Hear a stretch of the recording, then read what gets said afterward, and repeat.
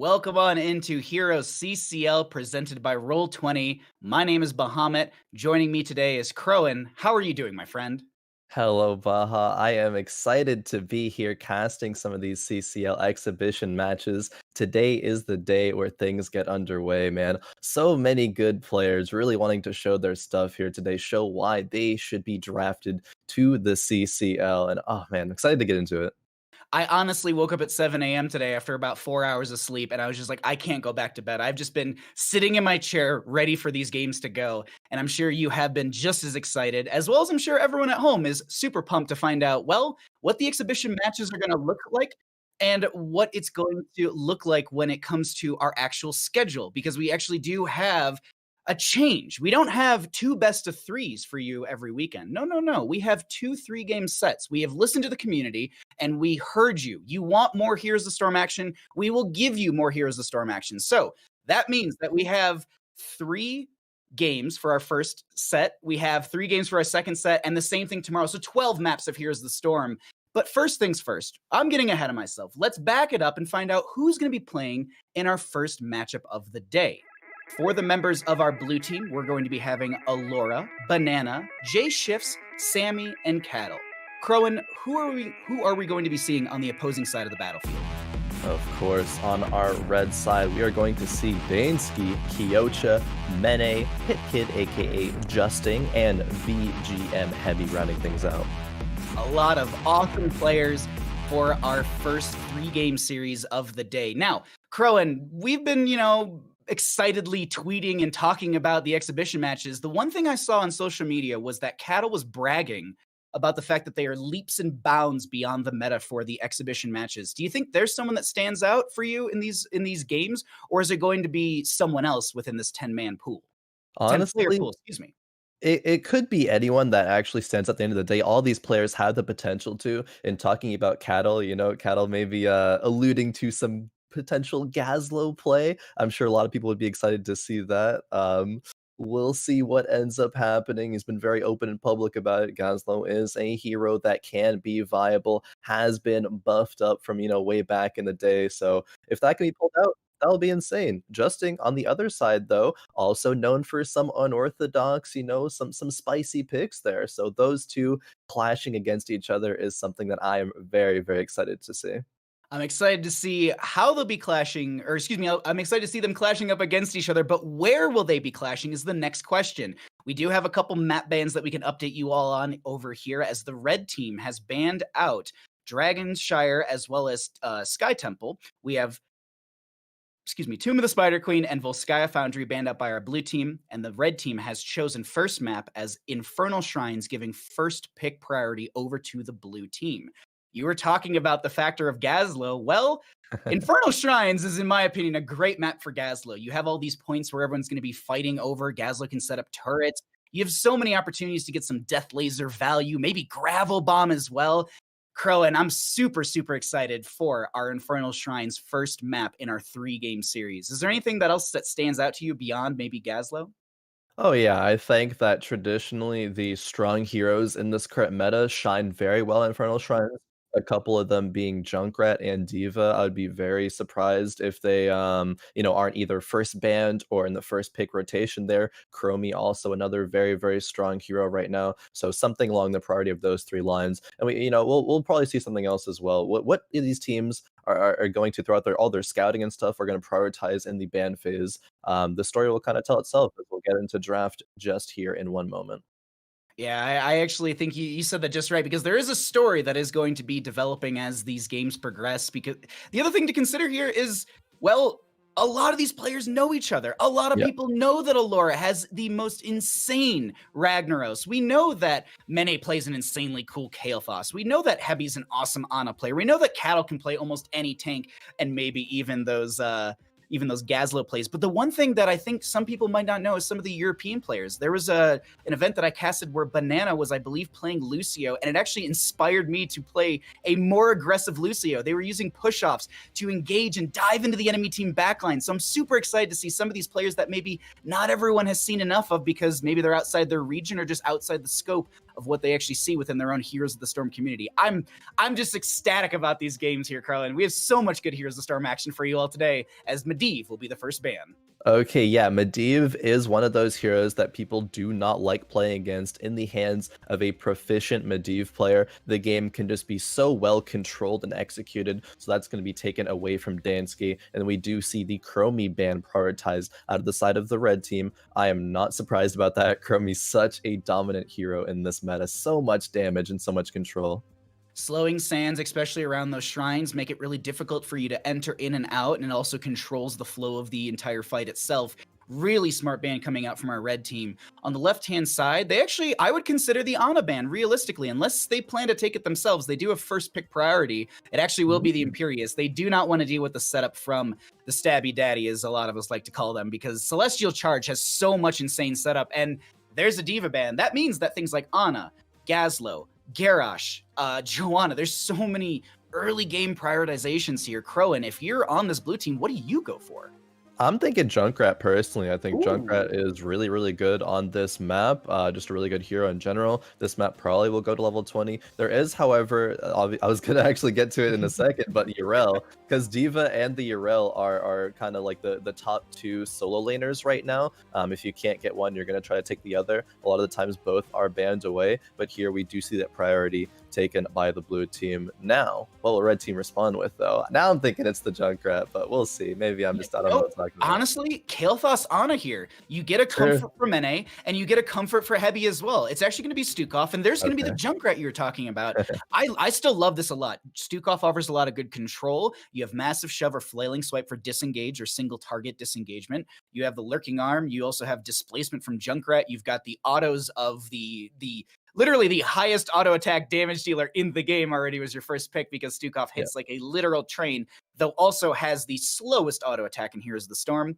Paired into the Yrel, though, Khroen, I honestly think you go for the Joanna and you just pick up a solid healer here. But I don't apparently know this game. They're going to go for ETC and they'll grab the Malfurion. Good poke potential with the Malfurion, healing from range as well. Roots have some good setup for the ETC. And we also did see that ETC did have a slight nerf a little bit ago on that Encore change that came out. It went from a 8% to a 6%. And for anyone wondering what the actual CDR on Encore is, it's 7.2 seconds per hero hit from the face melt and the boombox. So if you hit one hero with the boombox and the face melt, you're getting 14.4 seconds of cooldown on your mosh pit or stage dive. That's massive, and that's only one hero being hit. Though, we have a Tychus being banned out here, and Khroen, the members of our red team, our blue team, will be banning out something else here. Yeah, let's see. Man, I'm impressed. You did your caster math, Baha. That was some good stuff there on the ETC Encore.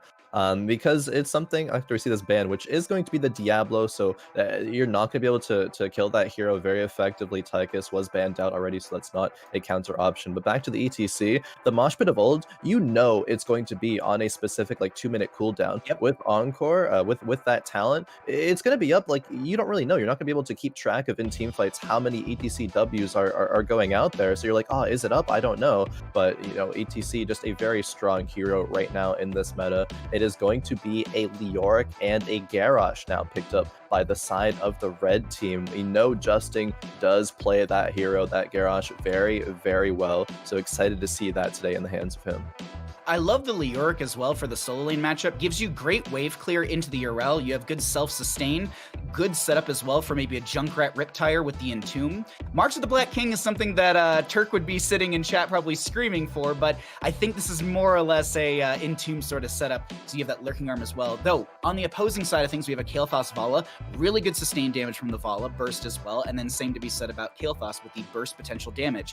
No Ragnaros this game, actually, for Allure, which is, I'm a little disappointed because I think Infernal Shrines is an amazing map to showcase the Ragnarok's prowess. But to round things out, it'll be a Gul'dan for our our red team, as this is actually the old school, in my opinion, when Infernal Shrines was still being figured out and it was still constantly being developed in the meta. Gul'dan was such a high priority for the Shrine clear with the Fell Flame quest, Pursuit of Flame at level 1, just because of how much spam ability you have with that. We've most recently changed into the Echo Corruption direction for our Gul'dans, but we might see that Pursuit of Flame popping up here. Khroen, while we're loading into game number 1, looking at both the drafts, is there anything that stands out to you? Do you think that one team wins over the other? So the first thing that stands out to me is that Kael'thas was taken by the side of the blue team on Allura into Mene, the Kael'thas god. Is that a statement or what?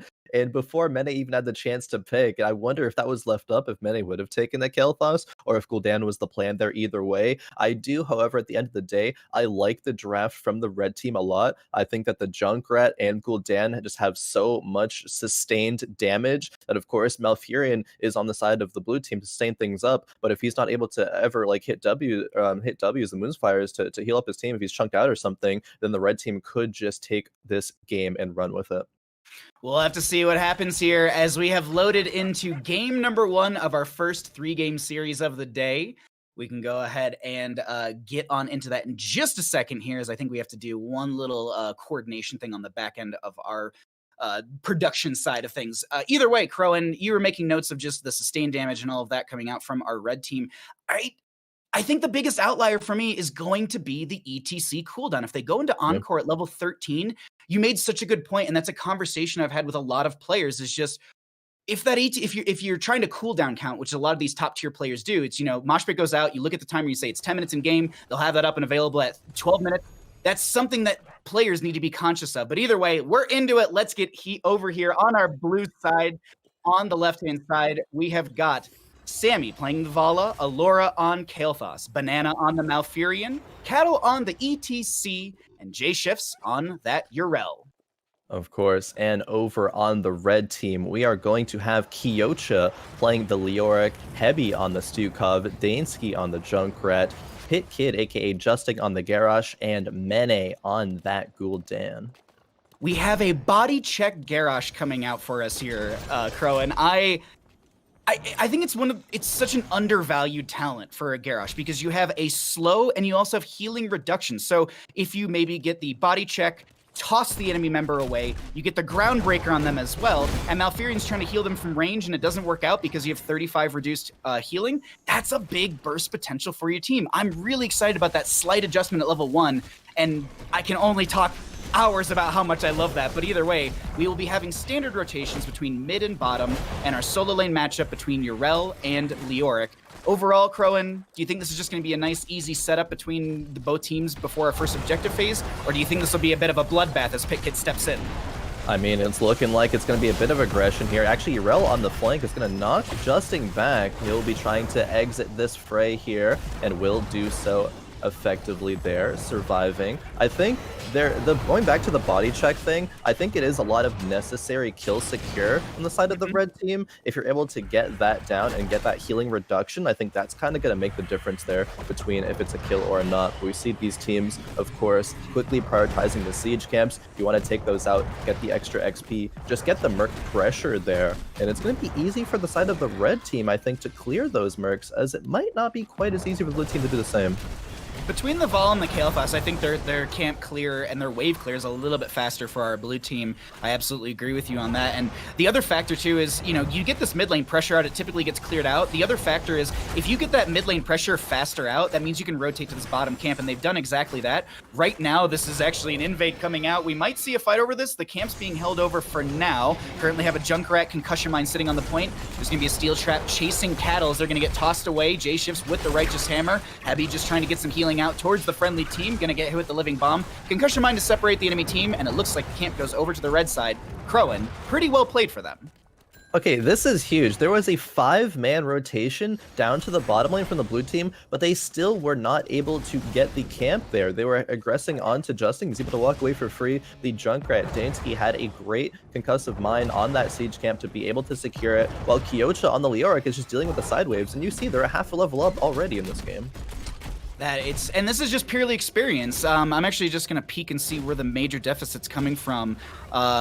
Passive, yeah, it's just minions and a little bit of the mercenary experience. We're looking, it's crazy how you can jump ahead without any kills in a game purely by just out-rotating the enemy team. Either way, first objective phase is going to be up and available here. Frozen Punisher, there's going to be a Wraith Walk from Kyocha. They're going to back off just fine. And I think we'll just see a little bit of a wait here as they kind of get in position for this first objective phase. Cattle getting tossed away, but they should be able to power slide right out. Yeah, this is actually kind of concerning for the blue team once again because they were not able to get their bruiser camp out. Usually we will always see both teams doing that exactly at the same time, but now HeroesCCL has to either choose whether to rotate to this shrine or clear the top lane, and we'll be prioritizing clearing the top lane. But we already see 23 skeletons shoot for the red team here. This looks like it's got to be a free Punisher take, perhaps? I've seen so many arguments and so many different ways you can play the first objective phase. You can obviously, like, if you start to lose it like they are, they're just like, cool, we'll go on the defensive. And HeroesCCL is still split soaking, trying to get that experience still in their favor. And the crazy thing is Leoric hasn't been up there the entire time, and this is still 7 talent here coming through in favor for the red team first. As they grab the Frozen Punisher and move in through mid, Leoric's still going to soak up top lane, and Junkrat joining the friendly team in mid lane.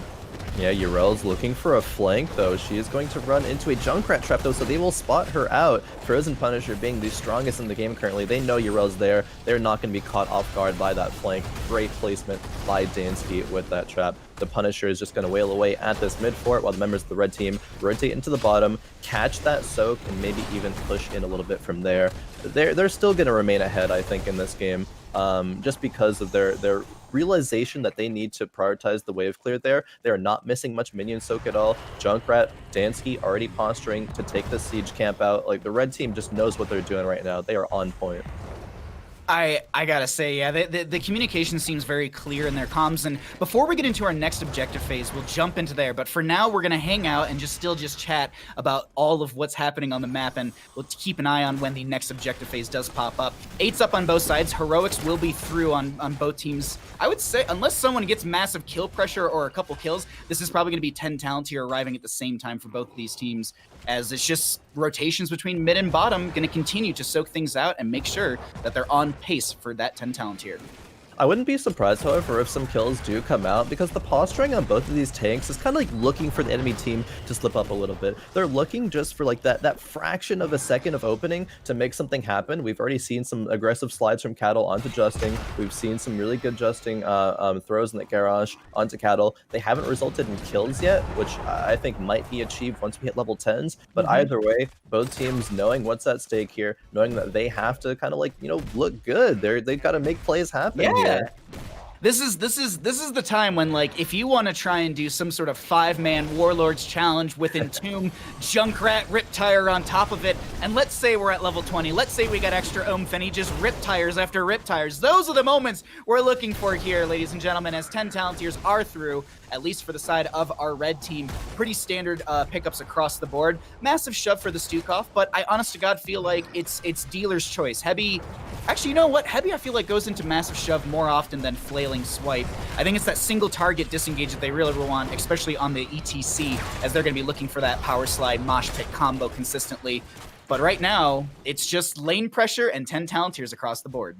Yeah, I was actually thinking what Cattle was going to go with as he was holding that mosh pit pickup for a little bit there, but does decide, of course, to go the mosh pit. Looking at the side of the red team, they have a decent amount of cancels there. I think they have Gul'dan Fear, they have Stukov, Silence, Massive Shove. I'm not sure, actually, correct me if I'm wrong, but Garrosh Q range is far enough to cancel the mosh pit? Okay, yeah, it is. You can walk into it and accidentally get moshed, but Garrosh does have Indomitable, which is a 1.5 second cleanse or unstoppable. So if anything, I would expect them to, you know, Indomitable and then walk in and get that Groundbreaker just to interrupt it if they're not already inside the mosh. Either way, HeroesCCL almost goes for the invade onto this camp, and J-Shifts just gets hit with the spooky arm. Now, we are setting up for our next objective phase. Khroen, who are you leaning towards? Who do you want to go check out?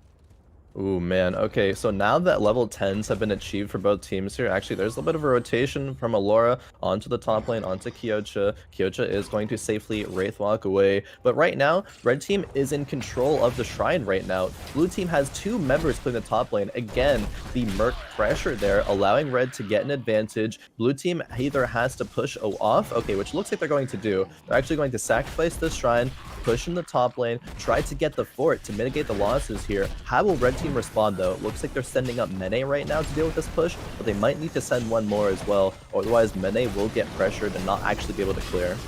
Let's jump into the red team comms and listen in on what they're going to do here.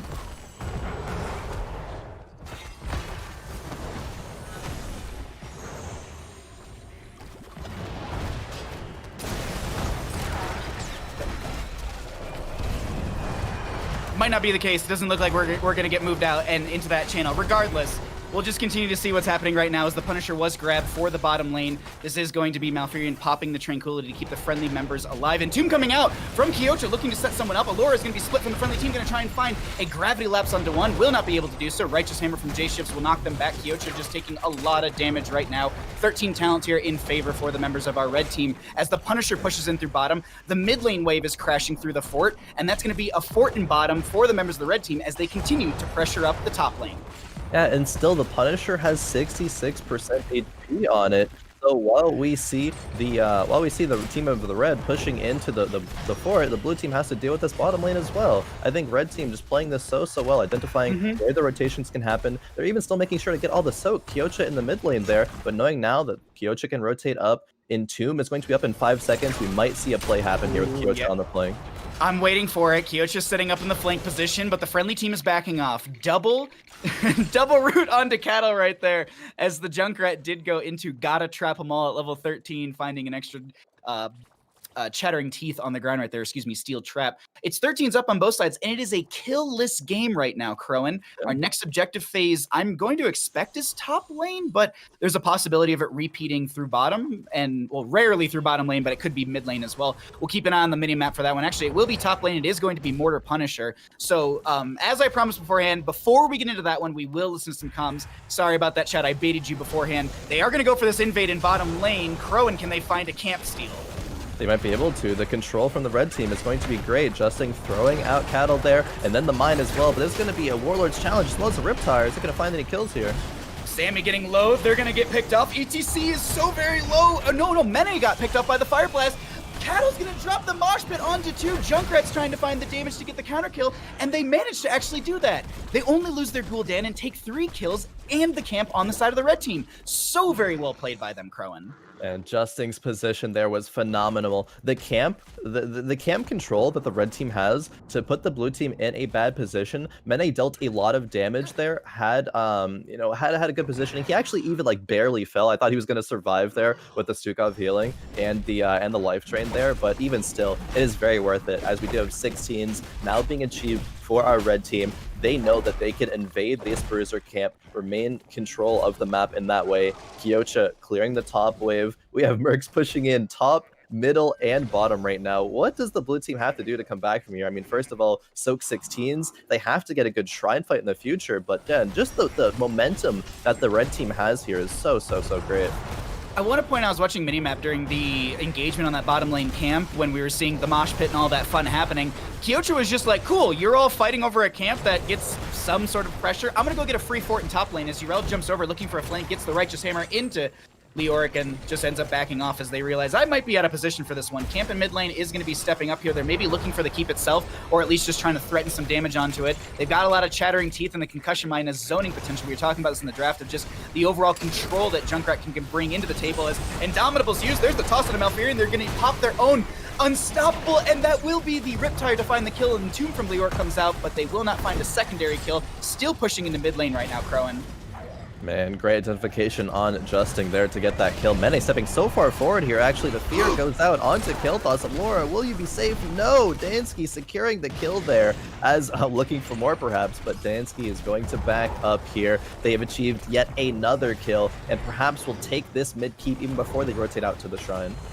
They have so much wave pressure here already. They've got the camp, they've got the catapult. ETC going to try and face melt that back for a little extra zoning. Do want to point out, because we didn't talk about this because the game was kind of intense at the moment, no encore for ETC. So it's a flat 2-minute cooldown on the mosh pit. They don't have to worry about extra cooldown counting as they're looking for a Sammy right now. Dansky comes in with the grenades.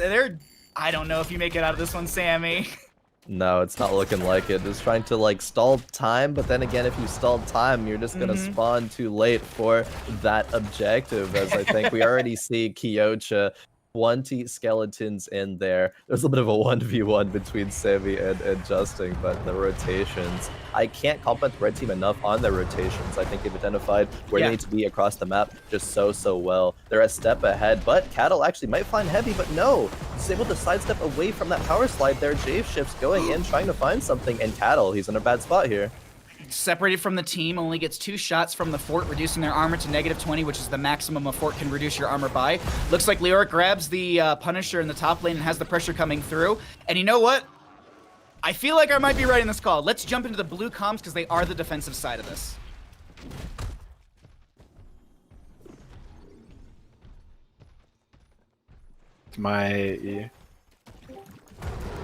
Let's see if I can do it on anything.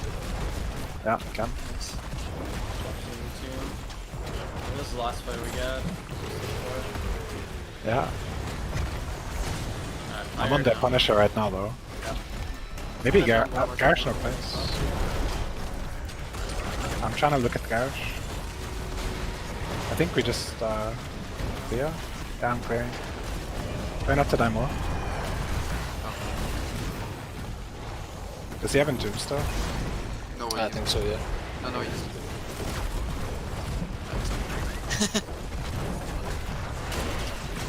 No! I got them. Well, with them all getting picked off right there, they attempted to stave off the enemy team, but this is going to be our red team taking game number 1 in our first of our 3-game series. GG played.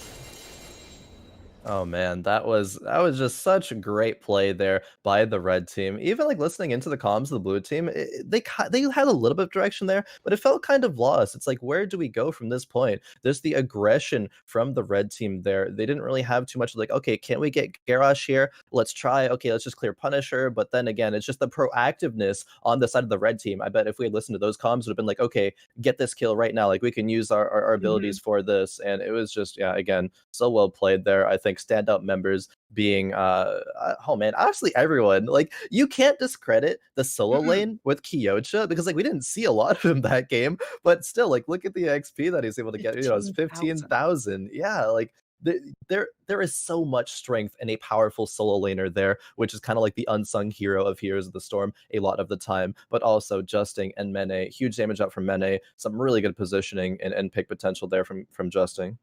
I also want to like just point out Stukov. The Stukov play from Heavy was so well done. Like good massive shoves when necessary, good silences on the ground with the lurking arm. The slows were just so strong for setting up Pit Kid and the rest of the team to maybe chase in for a Warlord's challenge or Gul'dan or Mene, excuse me, to be able to get the finalized damage with the echoed correct. Like my hat's off to the red team. They played that so very well, but as we stated beforehand, this is a 3-game series. So there's no, you win 2 and that's it, you get bragging rights. No, you win 3 and then you get bragging rights. We have a lot of great maps for all of you today. So we're going to talk a little bit more about this. We'll get our next game ready to go for all of you. But overall here, Khroen, going into maybe the next game, looking at the drafts and what happened just now, what do you change on the side of the blue team? Do you go more aggressive? Do you go more passive? What's your game plan?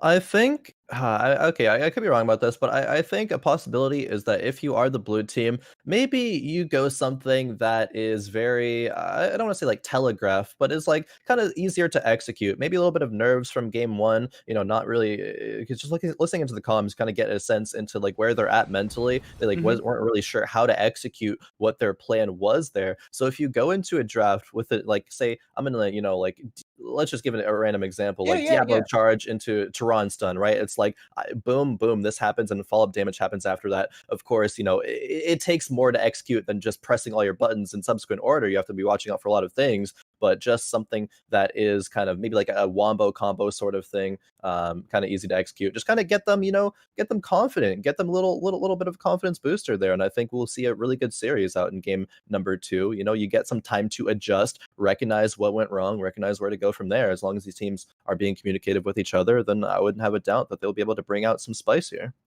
I'm all for the spice right now, and I would love to see some sort of big wombo. I think you're right. Like, let's go ahead and see like Apocalypse Ring of Frost or something like that. But first things first, I'm getting ahead of myself. Let's find out where we're going, and then we can talk about wombo combos. Let's see what our map number 2 for our first 3-game series of the day is going to be. So you can see that we've already had some map bans. The previous map was Infernal Shrines, chosen by the red team and won by them. Looks like the losing team, the blue team, opted for first pick priority for game number 2, and we will be taken to Battlefield of Eternity, chosen by our red team. And, we're talking about combos and stuff like that. I think this is a great map for wombo combos. You maybe, let's say you go into Apocalypse from Diablo and you have a Hanzo Dragon Arrow, and then you just have Jaina Ring of Frost. Like, I know I'm stuck on this wombo, but I think that is like the big burst potential from that could be massive. I really would love to see a wombo coming out. I hope a team plays more aggressive than defensive after losing a game. And I think that's at least where I sit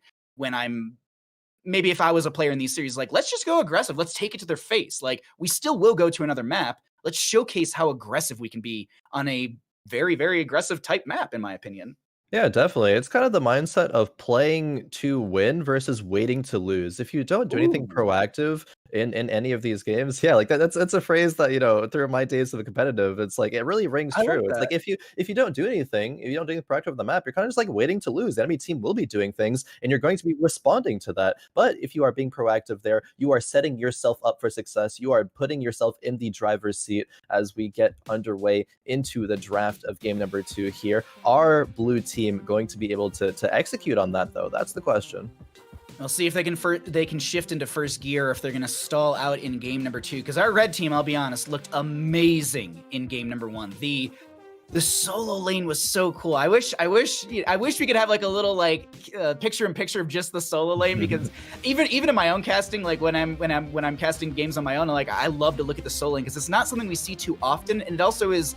I like to make the joke, it's 3D chess, because there's so many factors that go into it. You have to watch the mini-map for rotations. You have to just, can I auto into them and play super aggressive, and can I push the lane into the gate? But at the same time, we still have our core 4, which is usually the most fun, because everyone's just pushing face into each other and trying to kill each other. And that's going to be the case here on Battlefield of Eternity. Khroen, do you try and ban out race potential, or do you try and ban out the push potential? Greymane or Sylvanas, what do you kind of go for here? So I think people dislike playing more against the push potential, so we may see some bans going out there. But actually, okay, the Garrosh ban from the blue team. I like this. If you are not confident in playing against a specific hero, take it out of the game. Don't worry about it. You'll be way more confident in how you approach the game after that. So I like that focus on the ban from the blue team there. Red team going for more standard bans, though. They're not scared of anything in specific, so they're just going to ban out Akromi. Again, a very, very solid DPS pick. One of the best in the meta right now. Yeah, she has had such a first pick priority in a lot of the games that I've been seeing in some of the in-houses, and even some of the games some of the in-houses I've been watching. So maybe we'll see a Akromi here and there. I do want to point out that this was the map in the past where Cattle has run Gazlord, so we could see some Gazlo play, as they will get rid of the Medivh once again on the side of the blue team. They don't want to deal with the backdoor potential into, or not even the backdoor, just the backline threat that Medivh often offers, as well as protection, by the way. Yeah, Medivh kind of does it all in the hands of a proficient Medivh player. You can find engages, you have amazing defense, you have the threat of a leyline seal, you are intargetable, and you can provide vision to the whole team. Like, Medivh just kind of does it all, and especially, I like, again, taking the Garrosh away from Justing, and then taking the Medivh away from Dansky. We will see a Diablo ban come out from the side of the red team here, not wanting Cattle to play that. Are they, they're listening into our comms right now? They're just like, all right, no Diablo Apocalypse, none of that for you, Bahamut. You don't get to see your big wombo. First pick priority, though, like, you and I were talking a little bit yesterday about, like, some players don't value the Greymane. I personally think that Greymane is such a first pick priority on Battlefield of Eternity. Race potential, camp clear, wave clear, dive into the enemy team.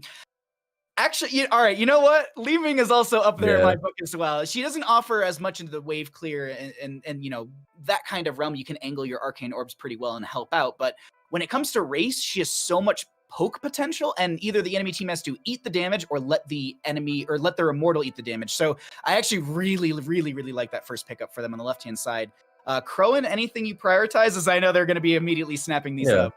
Okay, yeah, something I was going to talk about actually is the Ana. You really don't want to let the Li Ming side of the team get Li Ming and Ana. So while Li Ming is first picked, it offers the option for the red team to take that away. And of course, it's Heavy, a very proficient Ana player, so it's going to be a huge pickup there. What are they going to take later on in the draft to synergize with Ana? That is the question to be remaining. But now back to the blue side here, you probably are going to see a tank picked up in response, but you have some options. Could go with some spice here. Okay, yeah, it's going to be Murid and Lucio. Flex that second DPS and that offlaner for later on in the draft. Lucio, though, a hero that I think is pretty solid nowadays. Going to have great disengage potential. Going to be able to boop ETC when he's looking for slides. The player like Banana, I think it's going to be great. This is, I believe, when I casted that European tournament, I got up at like 3 a.m. to cast this so I could do it on European time and do it live. And I want to say Banana was the Lucio player that inspired me to play more aggressive and use those push-offs to dive into the backline and harass the healer or maybe the Vala who's trying to distance themselves. I'm excited for this. If I'm remembering correctly, Banana has a insanely fun Lucio to watch, but we do see a Yrel ban. They don't want to deal with that in the solo lane. I guess Kyocha respecting Jay shifts Yrel, or just the entirety of the team saying, we respect Yrel, we don't want to deal with that again. Yeah, no, I think Yrel was looking for some good opportunities there in the hands of J Shifts. I think it was very well played, regardless of the result of the game. And okay, we're going to see kind of the duo band out there, Yrel and D.Va. So it opens up a lot more options for what you go into the solo lane. I think in BoE, you don't really mind taking one of those solo laners that maybe has more kill potential, but not really playing for the solo lane. Heroes like Thrall come to mind, I suppose, in that regard. We'll be seeing a Hanzo, though, from the Mene, and an Imperius from the Kyocha. I like the Imperius pickup here. Yeah, I like this a lot. You have the Angelic Armament to provide some extra armor. Okay. I wasn't prepared for a Samuro, but I'm ecstatic that we're getting one. It's such a niche-ish hero, and I was actually talking to Turk about this, and this is what Turk was talking about in the org interview that just came out like a day or so ago. Showcase your weird heroes, showcase your Samuro, like go to level 16 and just run to the core and end the game, and show us that you can body teams. I just love good Samuro games because we rarely get to see them, and this is going to be a good one. Hero will, though, round out the draft for the blue team. What is the last pick on the right hand side here, Khroen?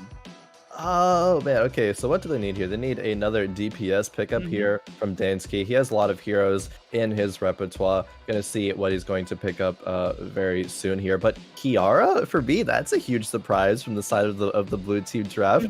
I don't think I've actually ever casted any Kiara, and a Genji. Wait. No.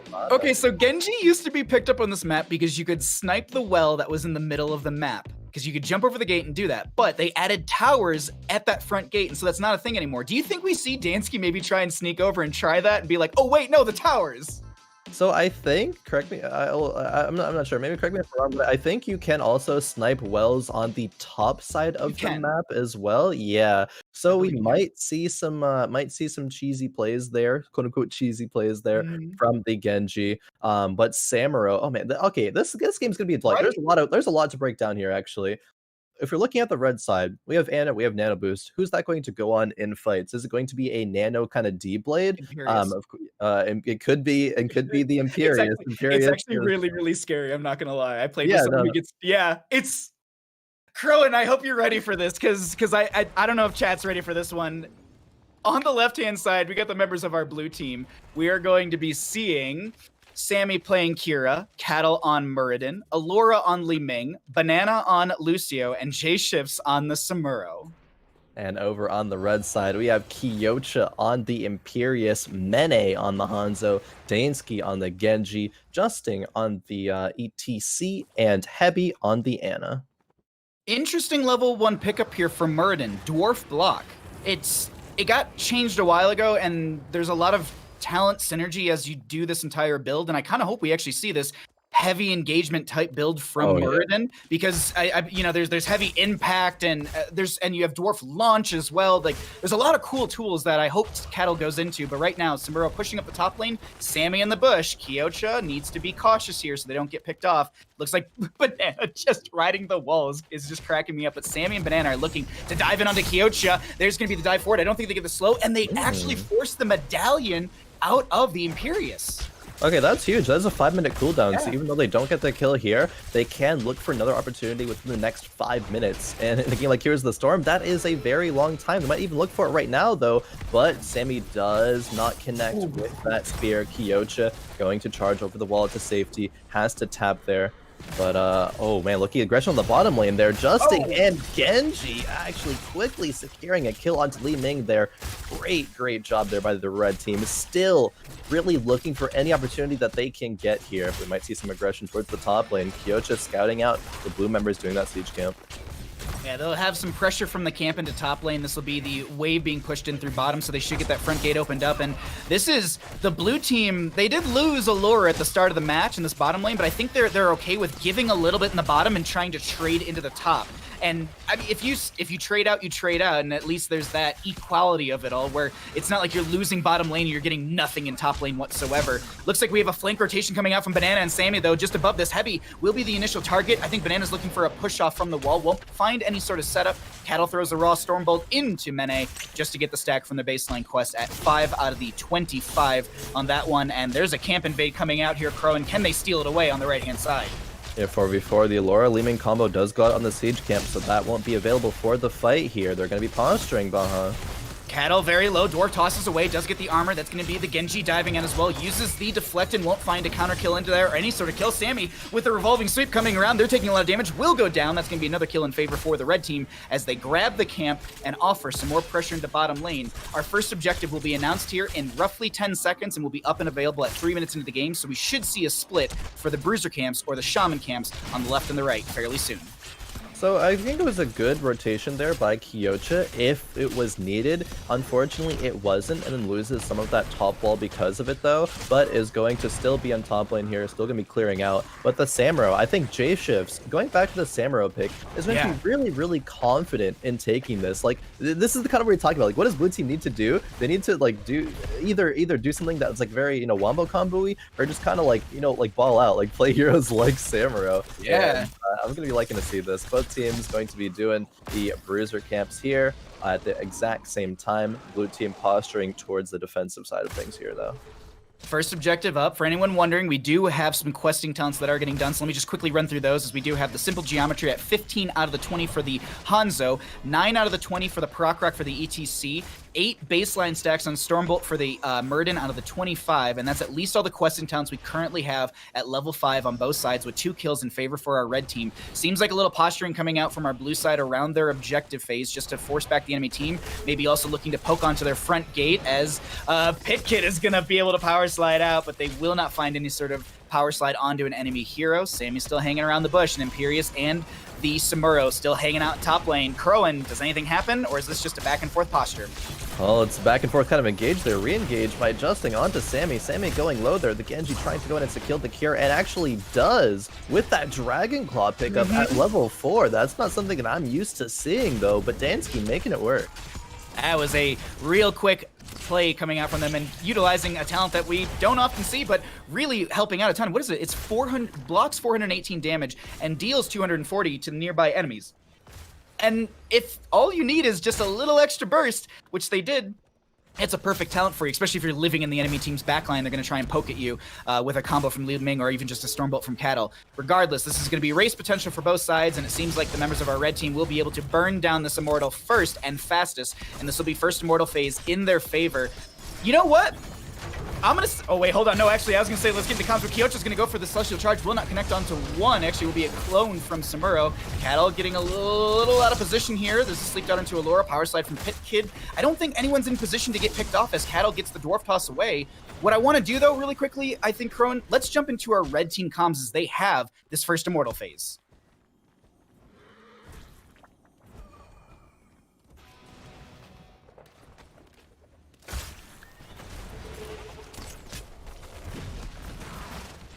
Go go behind for some reason because I'm moving.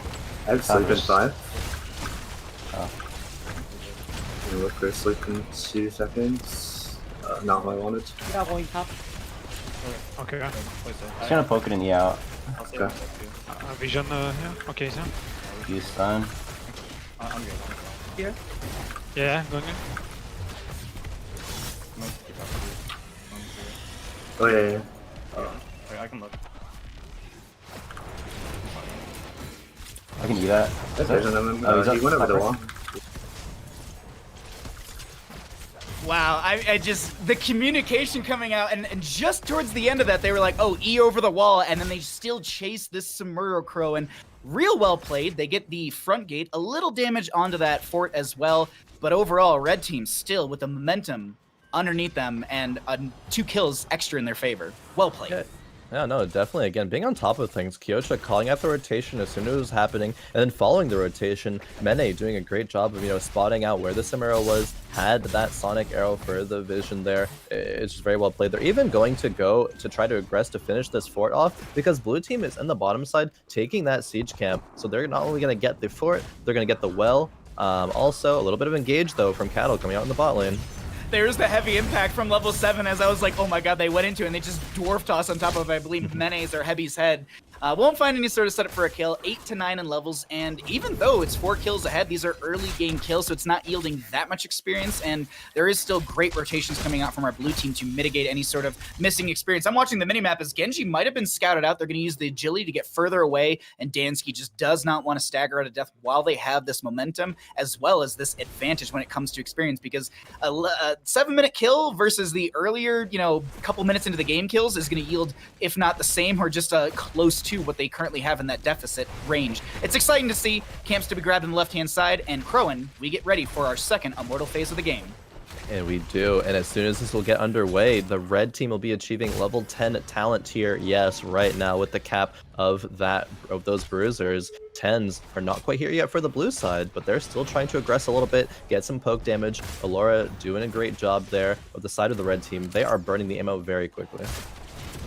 Cattle has actually found Imperius on the left-hand side. Kyocha and them just having a little bit of a 1v1 fun. Heavy healing out from a distance. This is going to be the first half of the Immortal phase in favor for the red team being burned down, but it's 10 talents here on both sides. Do we have a fight over this race potential side? Pitkid taking a lot of damage, going to face melt the enemy team away. Immortal is going to knock a couple members back. They're going to try and step past Sammy, managing to do so. Banana actually is going to push off towards them. Final strike coming out from Sammy. Will find the kill. Dansky is going to dive in with the agility. Banana trying to back off, is going to amp it up and actually drop the sound barriers. Dansky dove in with the X-Strike, is going to get nano boosted by Heavy, isn't able to find a kill, and J shifts is so low, and they actually almost get hit by the Sonic Arrow. And Sammy, power slide, no mosh, but it's on a 10-second cooldown. They actually stalled that out just as the power slide came through. That's an Imperius with the Angelic Armament, almost killing Cattle. And Khroen, so much used, but no one goes down. Man, that is crazy. Both teams disengaging when they are low so well. The mana bars are low as well, at least on the side of the blue team there.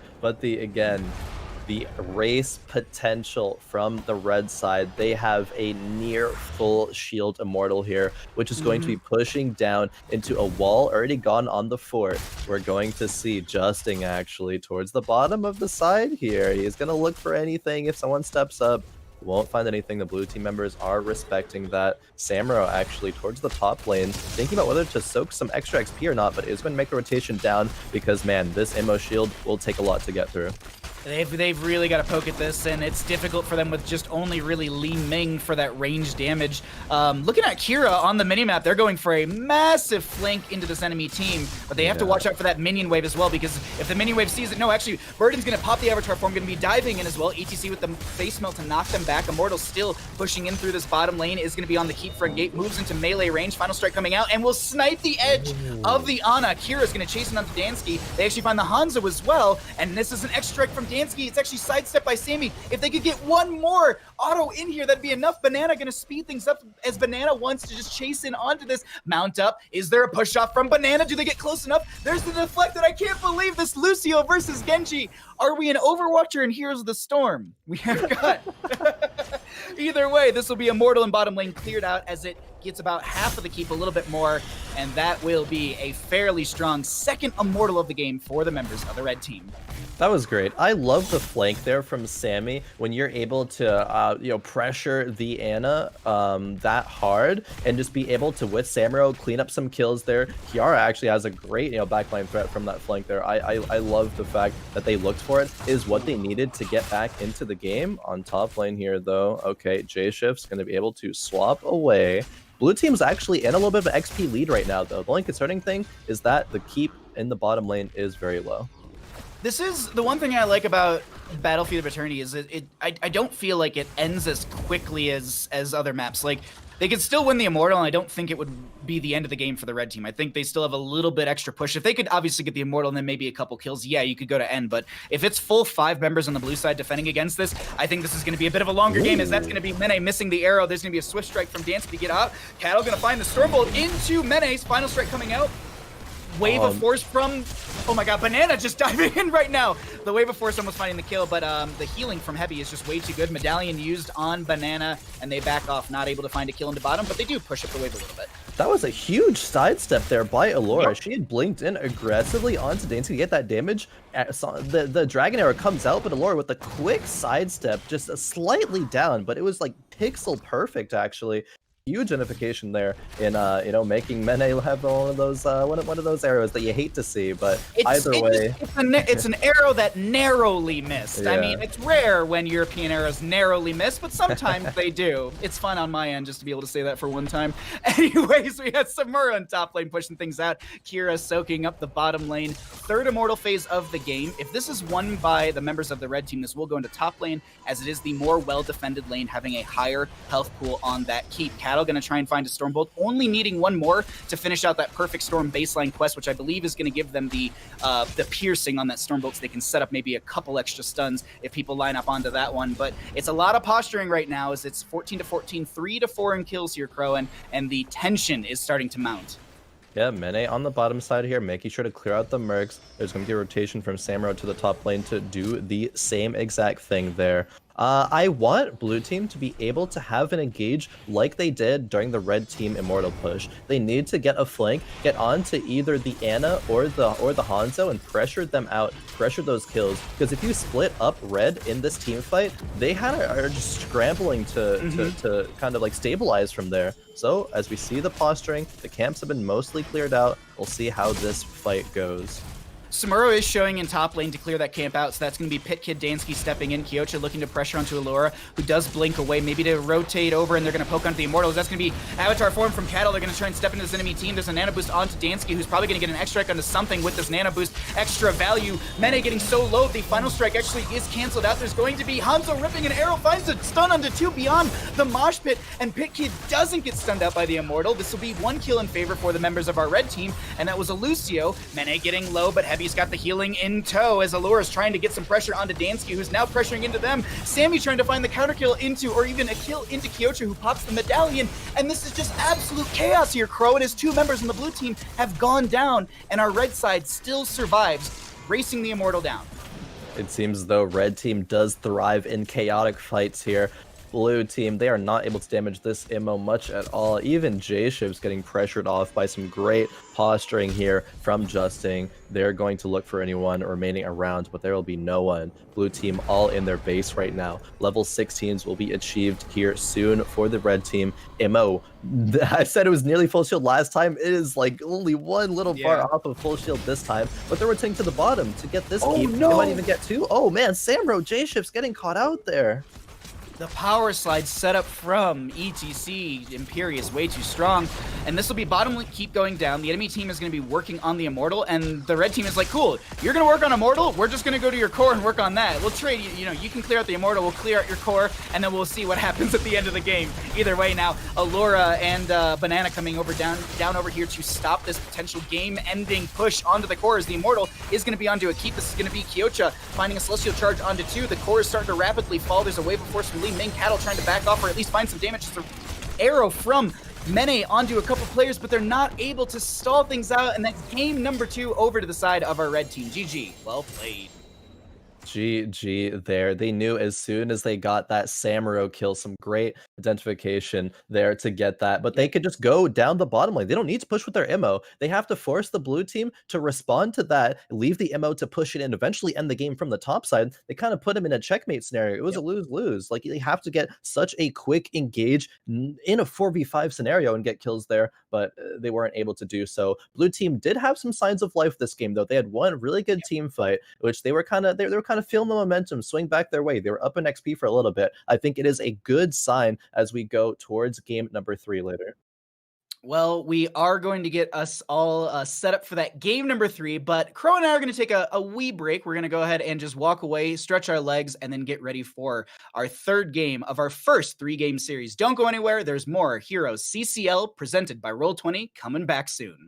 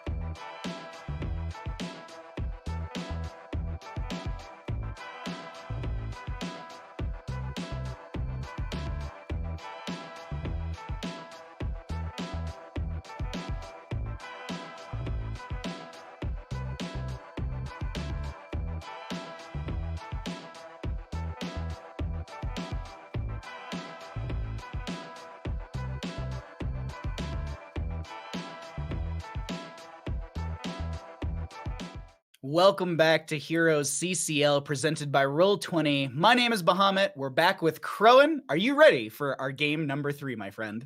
I am. I have loved these past couple of games so far. I think we have seen some beautiful things from the red team, but also some signs of life last game from blue as well. I think that was that massive flank that they had to get the momentum back in their favor. A player to highlight, I think, actually, who had some massive improvement from game number 1 to game number 2 is Alora. She was looking to be a lot more aggressive. She actually had the highest hero damage in the last game there, so showing a lot of that mage prowess there. We typically know her for her Ragnaros prowess, but still looking to make some big plays with these ranged heroes.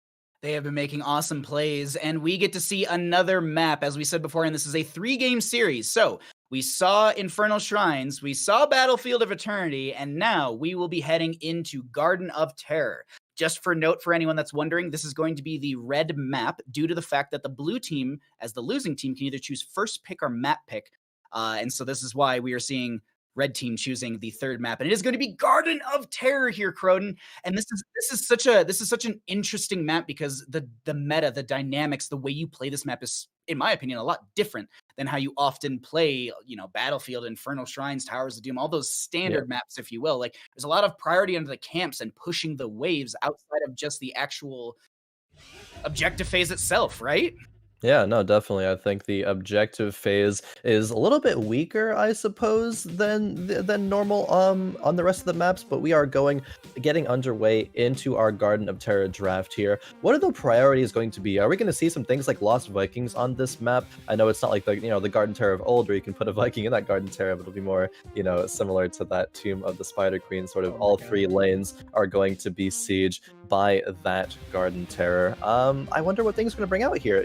It's going game number 3. This is the last chance to show what you got for today, Baha. I'm excited to see what these players pick. Show gold.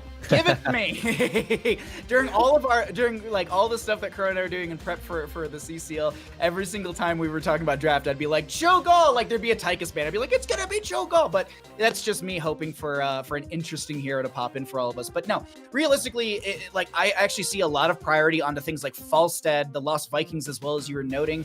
Murky has a lot of viability on this map because of his fishy deal at level 1 where you can actually you only need 8 stacks to get 1 unit of bribe from the Murky, and a minion wave itself has 7 units in it. So it's very quickly for Murky to build up these bribes, and there's a lot of good harassment that could come out. And I know him, there's probably a lot of people rolling their eyes, but like legitimately Murky has a niche place to catch people off guard, and I think this is the map to do it. Outside of that, realistically, to answer you, I think we honest to God see a Gazlo. I think this is a great map for Gazlo to be showcased in our CCL exhibition matches. Yeah, I would not be surprised, but I think the bans are very telling of where both teams' mental states are at, kind of telling the story in and of itself. Blue team continuing with those target bans. They don't want to see Dansky on Medivh. They don't want to see Justin on the Garrosh. The red team, however, they're going to be flexing into more bans that suit them for either just the meta or the specific map. They don't want to see Lost Vikings, don't want to deal with that, so that will be the first party ban there, as well as the Chromie. But blue team, they have picked, once again, first pick, so they have something in mind that they want to prioritize. Let's see what it is. Honest to God, I'm actually a little sad that we're not seeing the Vikings. It reminds me of the first time I ever played Garden of Terror in a competitive realm where I actually played Vikings and I walked the Garden of Terror to core while my friendly team saved the actual game. But yeah. D.Va coming out, we do get to see the D.Va. They were banned in the first and second game, and this will be a first pick priority. That's why I was saying, I think the meta for Garden of Terror is so much different that we might not see the standard, healer, main tank kind of first pick priority. We're going to see some of these heroes that can grab camps, that can also push the lanes and even be a bully during these objective phases. I also love the mecha explosion for zoning potential. This is huge for them, Khroen. Yeah, we'll see in the hands of J-Shifts. Oh, okay. How well are they going to be able to deal with a Brightwing Sylvanas? Sylvanas has so much split pushing power. Brightwing also with the global. I think Brightwing's actually a really, really good support right now here. So these are some spicy picks coming out from the red team. I'm actually looking at this and I'm just like, the polymorph onto D.Va, you have the mech explosion, but you can polymorph the D.Va, and her burst ability or being bursted down is so much higher as Abathur comes out. What is this drafter?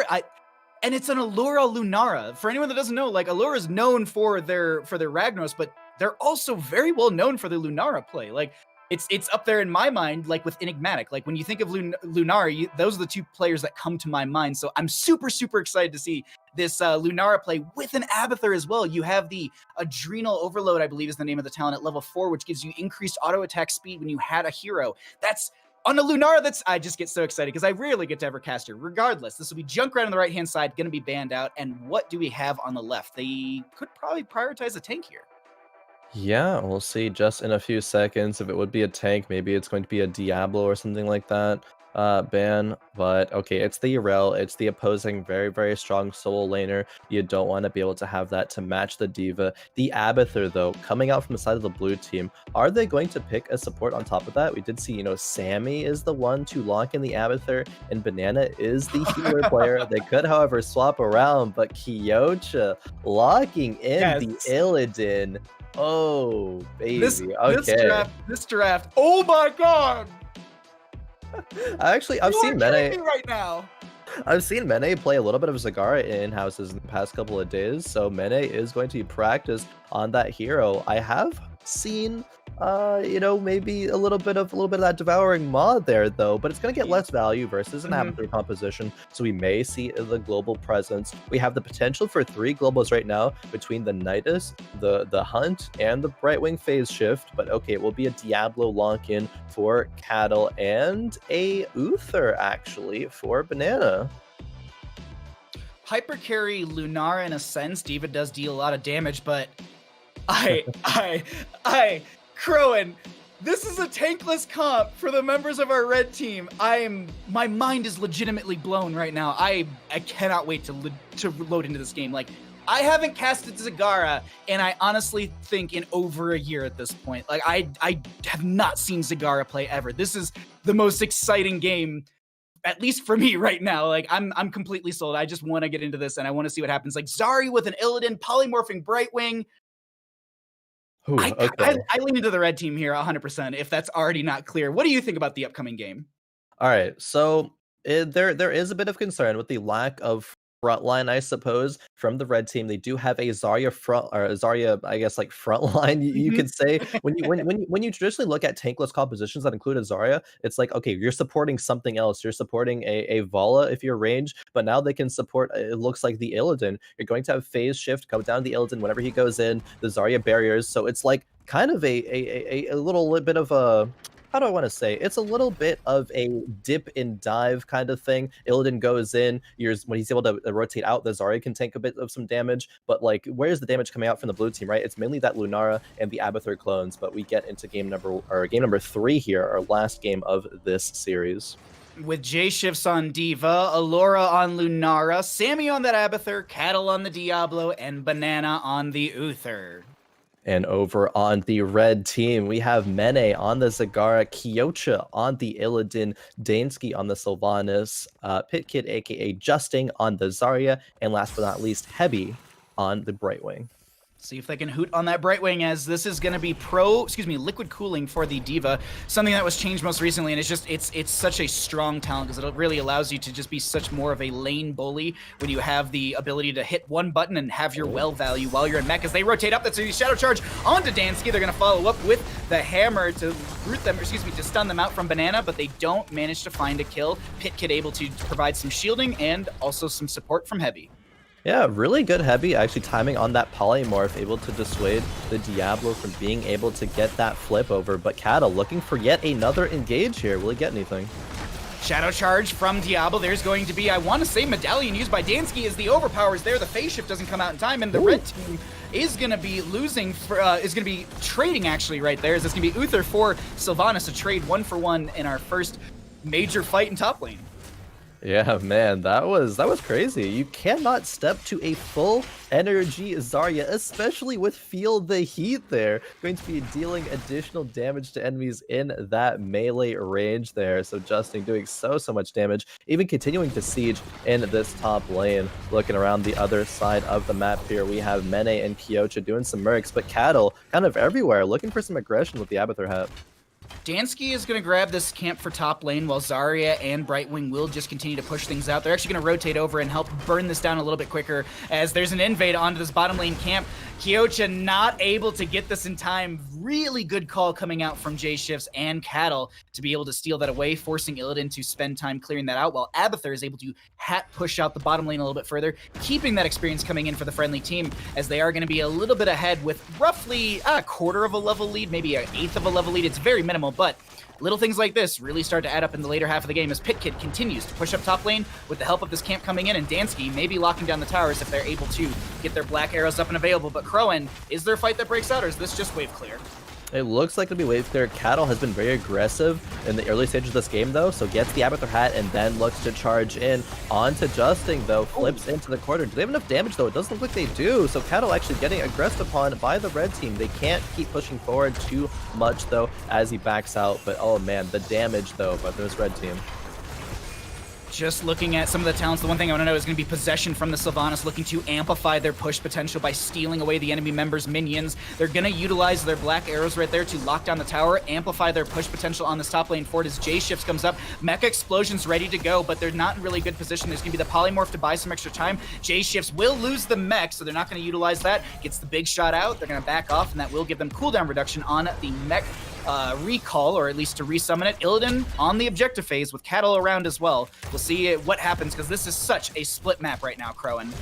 Yeah, the Diablo only has the help of an Abathur hat potentially in, engaging onto Kyocha here, and Kyocha will dash away, but then there's the Cattle charge. Kyocha gets that dash over to Mene, though. Yeah. Friend or foe value from level 4 for Kyocha. Mene actually walked into the bush to help them out. That's really good communication. Like that, and I keep saying like little things, but that is a massive little thing that helps out so much in those moments. Like it's like if you're playing Kerazim and someone doubles back to let you dash them. Like that is such a good communicative thing for a team to be able to do, and a player just to kind of know and help out. It just I want to harp on that because it's good. It's good teamwork, and it's showcased here for maybe organizations looking for things like that. Anyways, we do have a Uther rotating to top lane, Diablo fighting a Shadow Charge onto Sylvanas in mid lane, everyone fighting across the map, and excuse me, it was actually the Zagara in mid lane. I was misreading the icons. J-Shifts, though, low on this mech. Abathur with the mule is trying to heal up the structure, and PitKid will utilize the particle grenades to clear out the mule so they don't get that free healing, as Cattle finds a Shadow Charge for Khroen. I think they just disengaged. Yep. It was a great flank there from Cattle. The team wasn't quite all there in time. They were still dealing with that top lane, but the invade's going to happen here. Are they going to secure another siege camp on the side of the red team? PitKid gonna pop the self-shield, but it's not enough, and Diva and friends find another kill right there. Heavy getting low, Illidan diving in, Kyocha trying to find some sort of damage. The Baneling's being thrown out by the Zagara, gonna be eaten by Banana, but I think they had too much armor to really make anything happen of value. Allura low here, gonna step in, Cattle still on the point. They're gonna have Illidan dive out, which does give them the camp over. They're gonna find Mene, medallion used right there. Dansky getting low, Fire Stomp coming out from the Diablo, no one going down. Allura so very low, will get picked off. There's going to be first blood, at least in this engagement, for our red team, as they might find Kyocha, the Siege Giant, trying to help out, throwing those stones out, but it's not enough as the evasion's too much, and the healing from Brightwing is helping out Kyocha, and this is going to be Cattle going down. No souls to reset as they're only 57, and Khroen, what a back and forth, but overall the blue team losing out the most. Kyocha on that Illidan right there. That was some prime Illidan play, recognizing you need to be in there and keep on going. Keep on autoing, get those cooldowns back, and there just wasn't enough damage, barely on the side of the blue team to deal with that. There was even the Diva trying to go in to secure the kill on the Zagara, but that was right when Justin came back from death there and was able to get that shield out. They're going to aggress onto the top lane here. Diva trying to boost their way back in, but Dansky has the black arrows and they'll burn down the fort. J-Sif's just doing as much as they can to deal damage and also build up their Mecha Explosion. It's going to be up and available. PitKid is going to be on the far side of this. They're going to launch the Mecha Explosion. Heavy is going to get hit by that. Actually, also Dansky as well. PitKid's so split, leaping strikes from Lunara, but Abathur will get picked off by the Zagara in bottom lane. That is not something you want, especially during an objective phase popping up, because you just went from a 4v5-ish with that Abathur value to a full 4v4 during this next objective phase. I know death timers are low, but still, it's just it's a bit of a rough spot to be in on the side of the blue team, losing your Abathur, especially in a critical moment like this. Definitely, because we see a lot of signs of good plays here from the blue team. Cattle initiating all of these things. The Abathur hats are always right there. The rest of the team is running behind to secure the kills. Like, it's really, really good. They were able to not only take the siege camp earlier in the bottom lane, but they invaded successfully the siege camp on the top side. They did able to secure it regardless if they lost members, but Cattle looking for more here. There's an overpower onto one. They're going to have the phase shift in from Heavy. J-Shifts is going to have the micro missiles out as well. Kyocho trying to get into the backline. Leaping strikes with the Divine Shield from Lunara. Just trying to get them out of there. I think it wasn't actually to keep them engaged there. That's going to be a Devouring Maw from Mene onto 2. There's going to be the Expulsion Zone as well, but they both get their medallions out just in time. Illidan's going to go ahead and pop the Metamorphosis so that they find the kill onto Cattle. No souls is there, 82. No respawn from them. That's a 20-second Diablo death timer. Top lane camp coming through with a catapult. They need to deal with that as Illidan clears out the Abathur hat in mid lane, and they hard push bottom lane. The members of the red team, while they were looking a little shaky at first, they are really starting to build momentum here in game number 3 of our 3-game series. If the members of the blue team aren't able to get a kill on their aggression and do end up falling, there is no response that they can have to the push of the red side here. And we see that with the 4 on the red on the bottom side going down, they're going to be aggressing into this camp. Kyocha getting those shields, getting that Brightwing port as they keep on going forward onto Allura. Will she fall here? Medallion used, or I think that might have been Cleanse from Uther. I think it was actually Cleanse from Uther coming out. They used the Expulsion Zone, they got the enemy members away, but no one stepped on the point. I want to note something as well for anyone that might not see it or might not have noticed in chat. Unending Hatred was finished roughly 7 minutes and like 45 seconds into the game. That's not easy to do, because you get 0.2 stacks per minion kill and 1 stack per hero death, and you have to get to 20. So chat, you can do that math. It's not the easiest to do, and they did it in 7 minutes, which this is also, I believe, an uncapped quest, so they can just continue to build up their auto attack damage. I'm really excited to see how Kyocha can showcase the Illidan here, because it's not a hero we see prioritized very often, but we were talking before this map started. This is the map where the meta has completely shifted. We see a lot of these odd picks like Zagara, but Dansky has the channel. Will they be able to stop it here, Khroen? It looks like they're pushing forward to be able to do so, but no, they don't get it in time. But stepping far forward, the red team is going to decide to engage there. There is not a Maw coming out there. The red team will back up. Blue team does have 13s, though. Pit Kid uses their medallion, is going to be able to walk out of here. Kyocha maybe looking to get to the backline. There's going to be the overpower from Cattle onto Kyocha, who just dives through. Phase shift from Brightwing on top of Kyocha, giving the vision as well as a burst of healing. Micro missiles on a Dansky, but they walk away. Fight, yielding nothing on either side. The Abathur impact is being shown, and when we look at the XP, right, there is still XP advantage for the blue team, even if red team kind of seems like they're dominating when it comes to the map. Like, there's 2 forts down for the blue team. Red team has all their forts remaining. Dansky and Heavy here are going to be taking out the sieges, as blue team members will take out their top sieges as well. In these fights, it's kind of coming down to a lot of Kyocha chase potential. It seems like how far or how much Kyocha is going to be able to just auto attack in there. And you know, what can be the follow-up? What can be the response to that follow-up from the Diablo? Let's jump into the blue team comms as they are on the defensive side for this objective phase, because I want to hear what they have to say about this.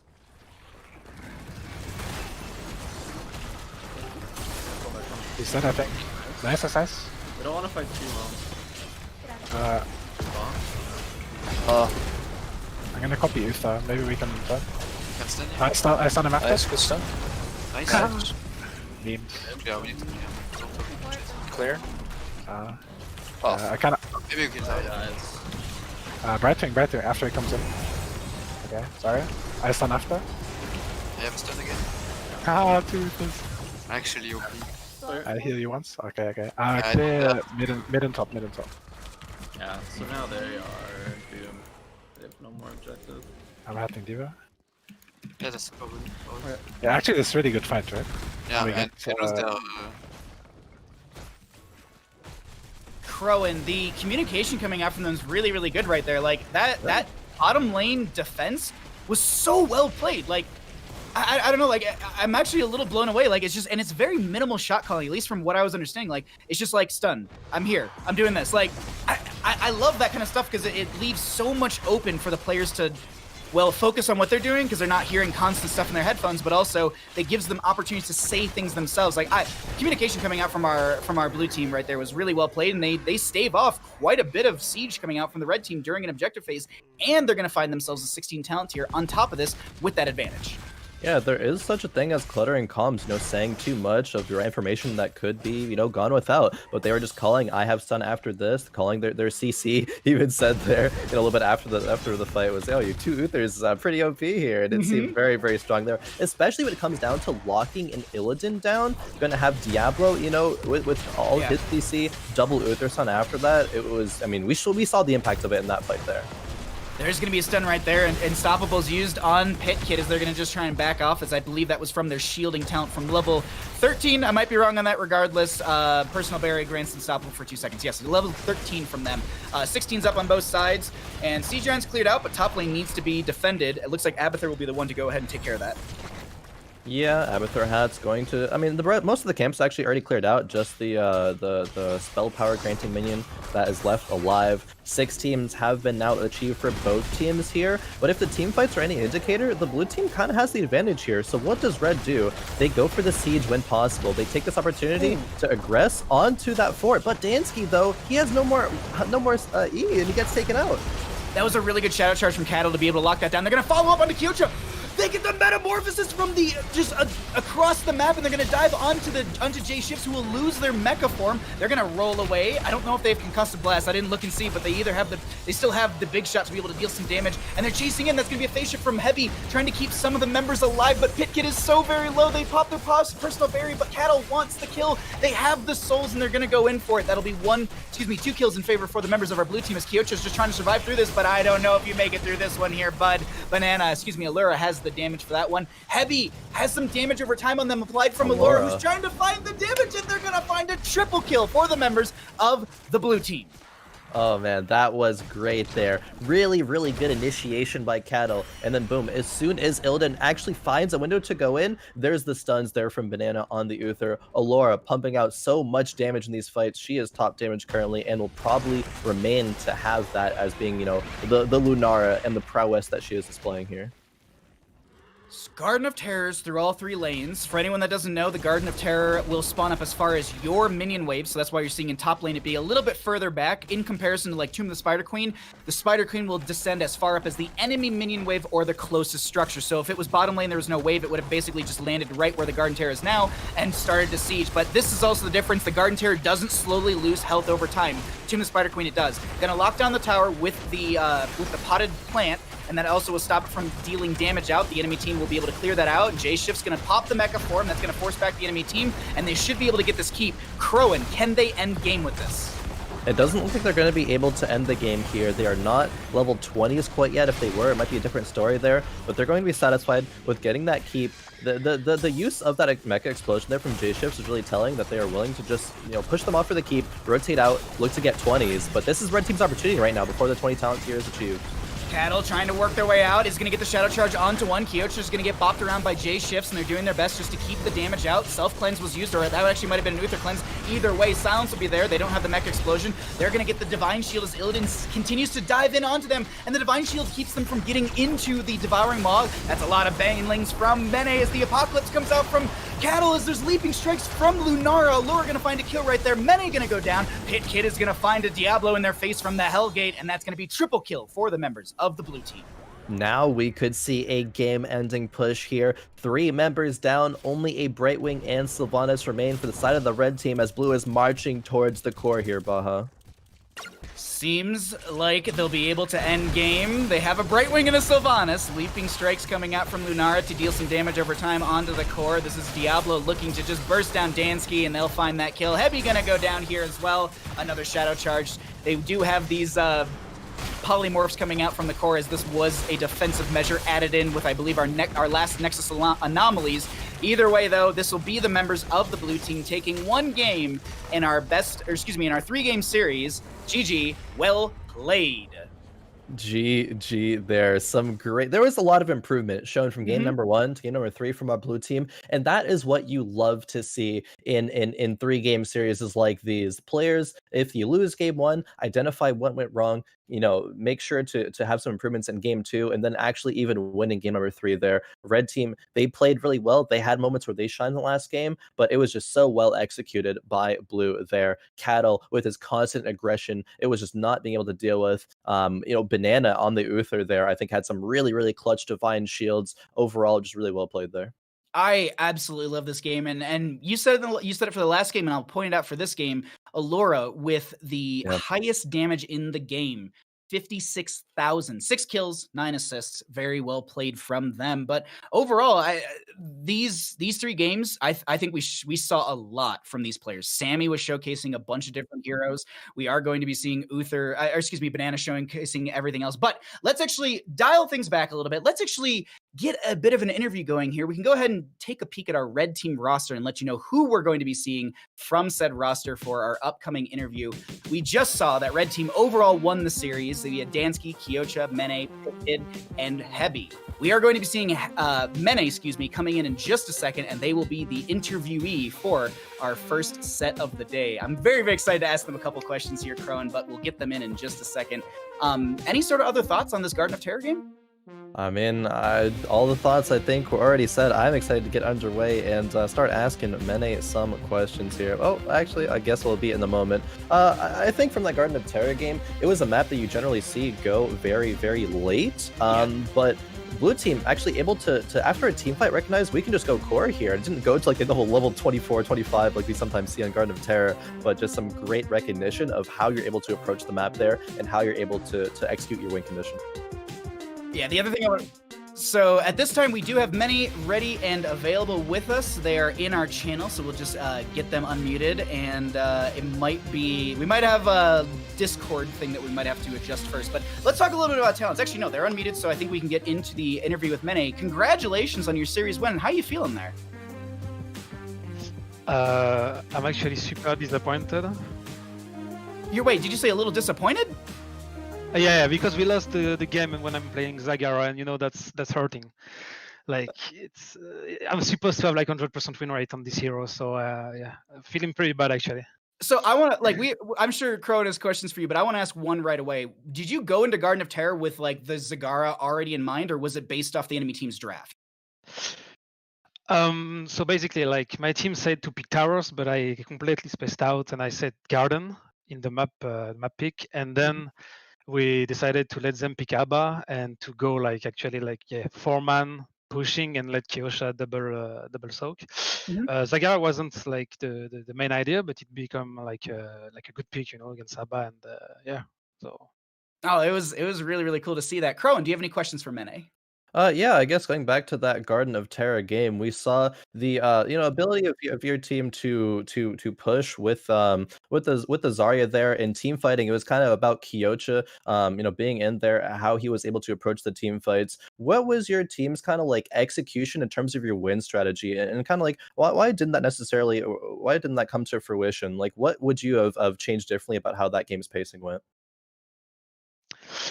When I look back at it, I think the best plan was maybe to me picking Nidus and just split push and never fight, because fighting into Diablo with our comp is clearly not optimal. Like I don't think we can ever kill him, even though I had the right talents at 16, but yeah, for some reason he didn't take damage. So unless Kyocha is like 1v5 dodging everything and Diablo doesn't find a wall to lock him down, like I don't think we can ever win the team fights like properly. So it's definitely, I think it's on my should blame myself for not picking Nidus and split pushing, I think. It was really, really fun to see the engagements though. But yeah, as the game did progress, it did seem like it was really, really hard to find those kills, especially when Cattle was full souls. Early game when they had no souls, you guys got a couple picks there. Just out of curiosity, just to kind of wrap things up here a little bit, how does it feel to sneak into bottom lane and get a pick onto Abathur? Because that's not the easiest hero to often get a kill on. That's my special. Like I do it with any hero. Like I like that. I'm used to blink over the wall with Liming, kill him, and blink back. But yeah, I don't know. I saw him next to the wall. He was hitting someone, so obviously he didn't have vision on his character or me, like bot lane. I was like, I'm gonna try it. It looks good, so why not? It was so much fun. Khroen, any last questions for Mene here? Mene, not really so much a question about the games, but just overall, I think, what do like these exhibition matches like mean to you, right? Like these are the scouting grounds. Orgs are looking at players for the CCL. Like, what is your mentality going into today? Like, are you, a little bit nervous at all? Are you like, no, really confident? Like, I'm gonna bust out what I know in these games. Like, you're obviously a very, very talented player. So, kind of like, what is your mental approach coming into today? Well, so first of all, I'm not nervous at all. I've never been nervous playing Heroes, but I kinda want to use these matches to, feel the environment of like being in a serious best of, because in houses is something like it's cool, it's like higher quality than Storm League, but it's sometimes it's like a bit griefy and people don't take it seriously. So I think the fact that it's definitely more serious is important to me, and also like again trying to be very like comfortable with the ping when it's like serious, because sometimes you just throw spells away when it's not serious at all, and doesn't matter if you have ping or not. But it's I think it's a good opportunity for me to see like how it feels in the CCL environment, because there's gonna be like that, right? So Yeah, no, definitely some great insight there. Baha, do you have anything else? Oh, that's going to wrap things up for us. I was going to say, if you had any, like you took the question right out of my mouth. That was exactly what I wanted to ask Mene. And thank you so much for joining us, Mene. Congratulations on the 2-1 in the 3-game series. We look forward to seeing you, well, wherever we see you in Heroes of the Storm. Thank you for joining us for the interview, and congratulations once again. thanks to you guys. Alrighty, I think they got ripped out before they could say goodbye to us. But either way, thank you once again, Mene, for joining us. That was our first series of the day. And if you're sitting at home and you're like, wait a minute, is there more Heroes? Yes, there is. But first things first, Khroen and I have to take a little bit of a break. We're going to get more water. We're going to get another lobby set up for you, and we'll be back with more HeroesCCL presented by Roll20.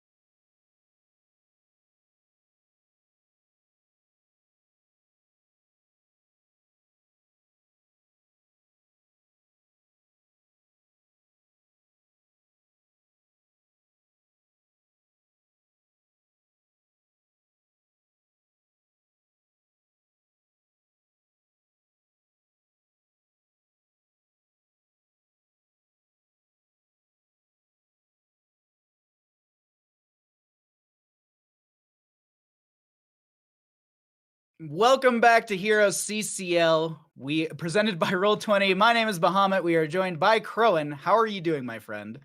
I am doing great. That was a fantastic 3-game series to start the day off with. We saw a lot of good plays from both sides of the teams there. Some great improvement by blue team, some great consistency for games 1 and 2 from the red team. It was just amazing. I'm excited to get back into some more because we have another couple of teams here, some completely different players, and a brand new fresh 3-game series to get underway right now.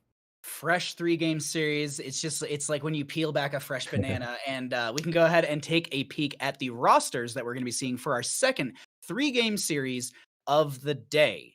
On the members of the blue side, we are going to be seeing Vesper, or as I might say, Liam. Lauber will be over there. Nick, June, and Hazuabs. So that'll be our blue team. Who is on the opposing side? Khroen. And over on the red side here, we have Elheim, Got Filth, Hunter, CJR, Cure, and Lutano. Well, with that, we are going to have all of our 10 players. Now, same kind of question to you as I said in the first 3-game series of the day. Are there any players that stand out to you? And are there any heroes that those players play that stand out to you as well? Yes, actually. I'm excited to see all these players, but if I have to name one, I would actually say Got Filth, because Got Filth is a player who I wasn't too, aware of before starting to get into playing some in-houses and casting some of these in-houses that have been going on. But Got Filth actually, I think pulled out a Phoenix at some point and, had like 150k hero damage, was really confident in that pick, even though it's unorthodox. So I'm excited to see what Got Filth brings to the table with that repertoire of range DPS picks. Definitely a really strong range player. But first things, or I guess second things, because we know the rosters, how or what maps that are going to be. Where are we going to for game number 1 in our 3-game series? The members of the red team banned out Volskaya Foundry and Tomb of the Spider Queen. Sky Temple and Garden of Terror were banned out by the blue team, so no Garden of Terror shenanigans this series, Khroen. But we are going to be going to the map choice of the blue team, which is going to be Towers of Doom, giving first pick priority over the members of the red team. And with that, we can immediately get into our draft and let you all know what's going to happen here. Khroen, if you've ever casted with me, if you ever watched my casting or even heard me talk about it, I love Towers of Doom. It is one of my favorite maps, regardless of it being the end of a 3, 5, best of 7 series, whatever.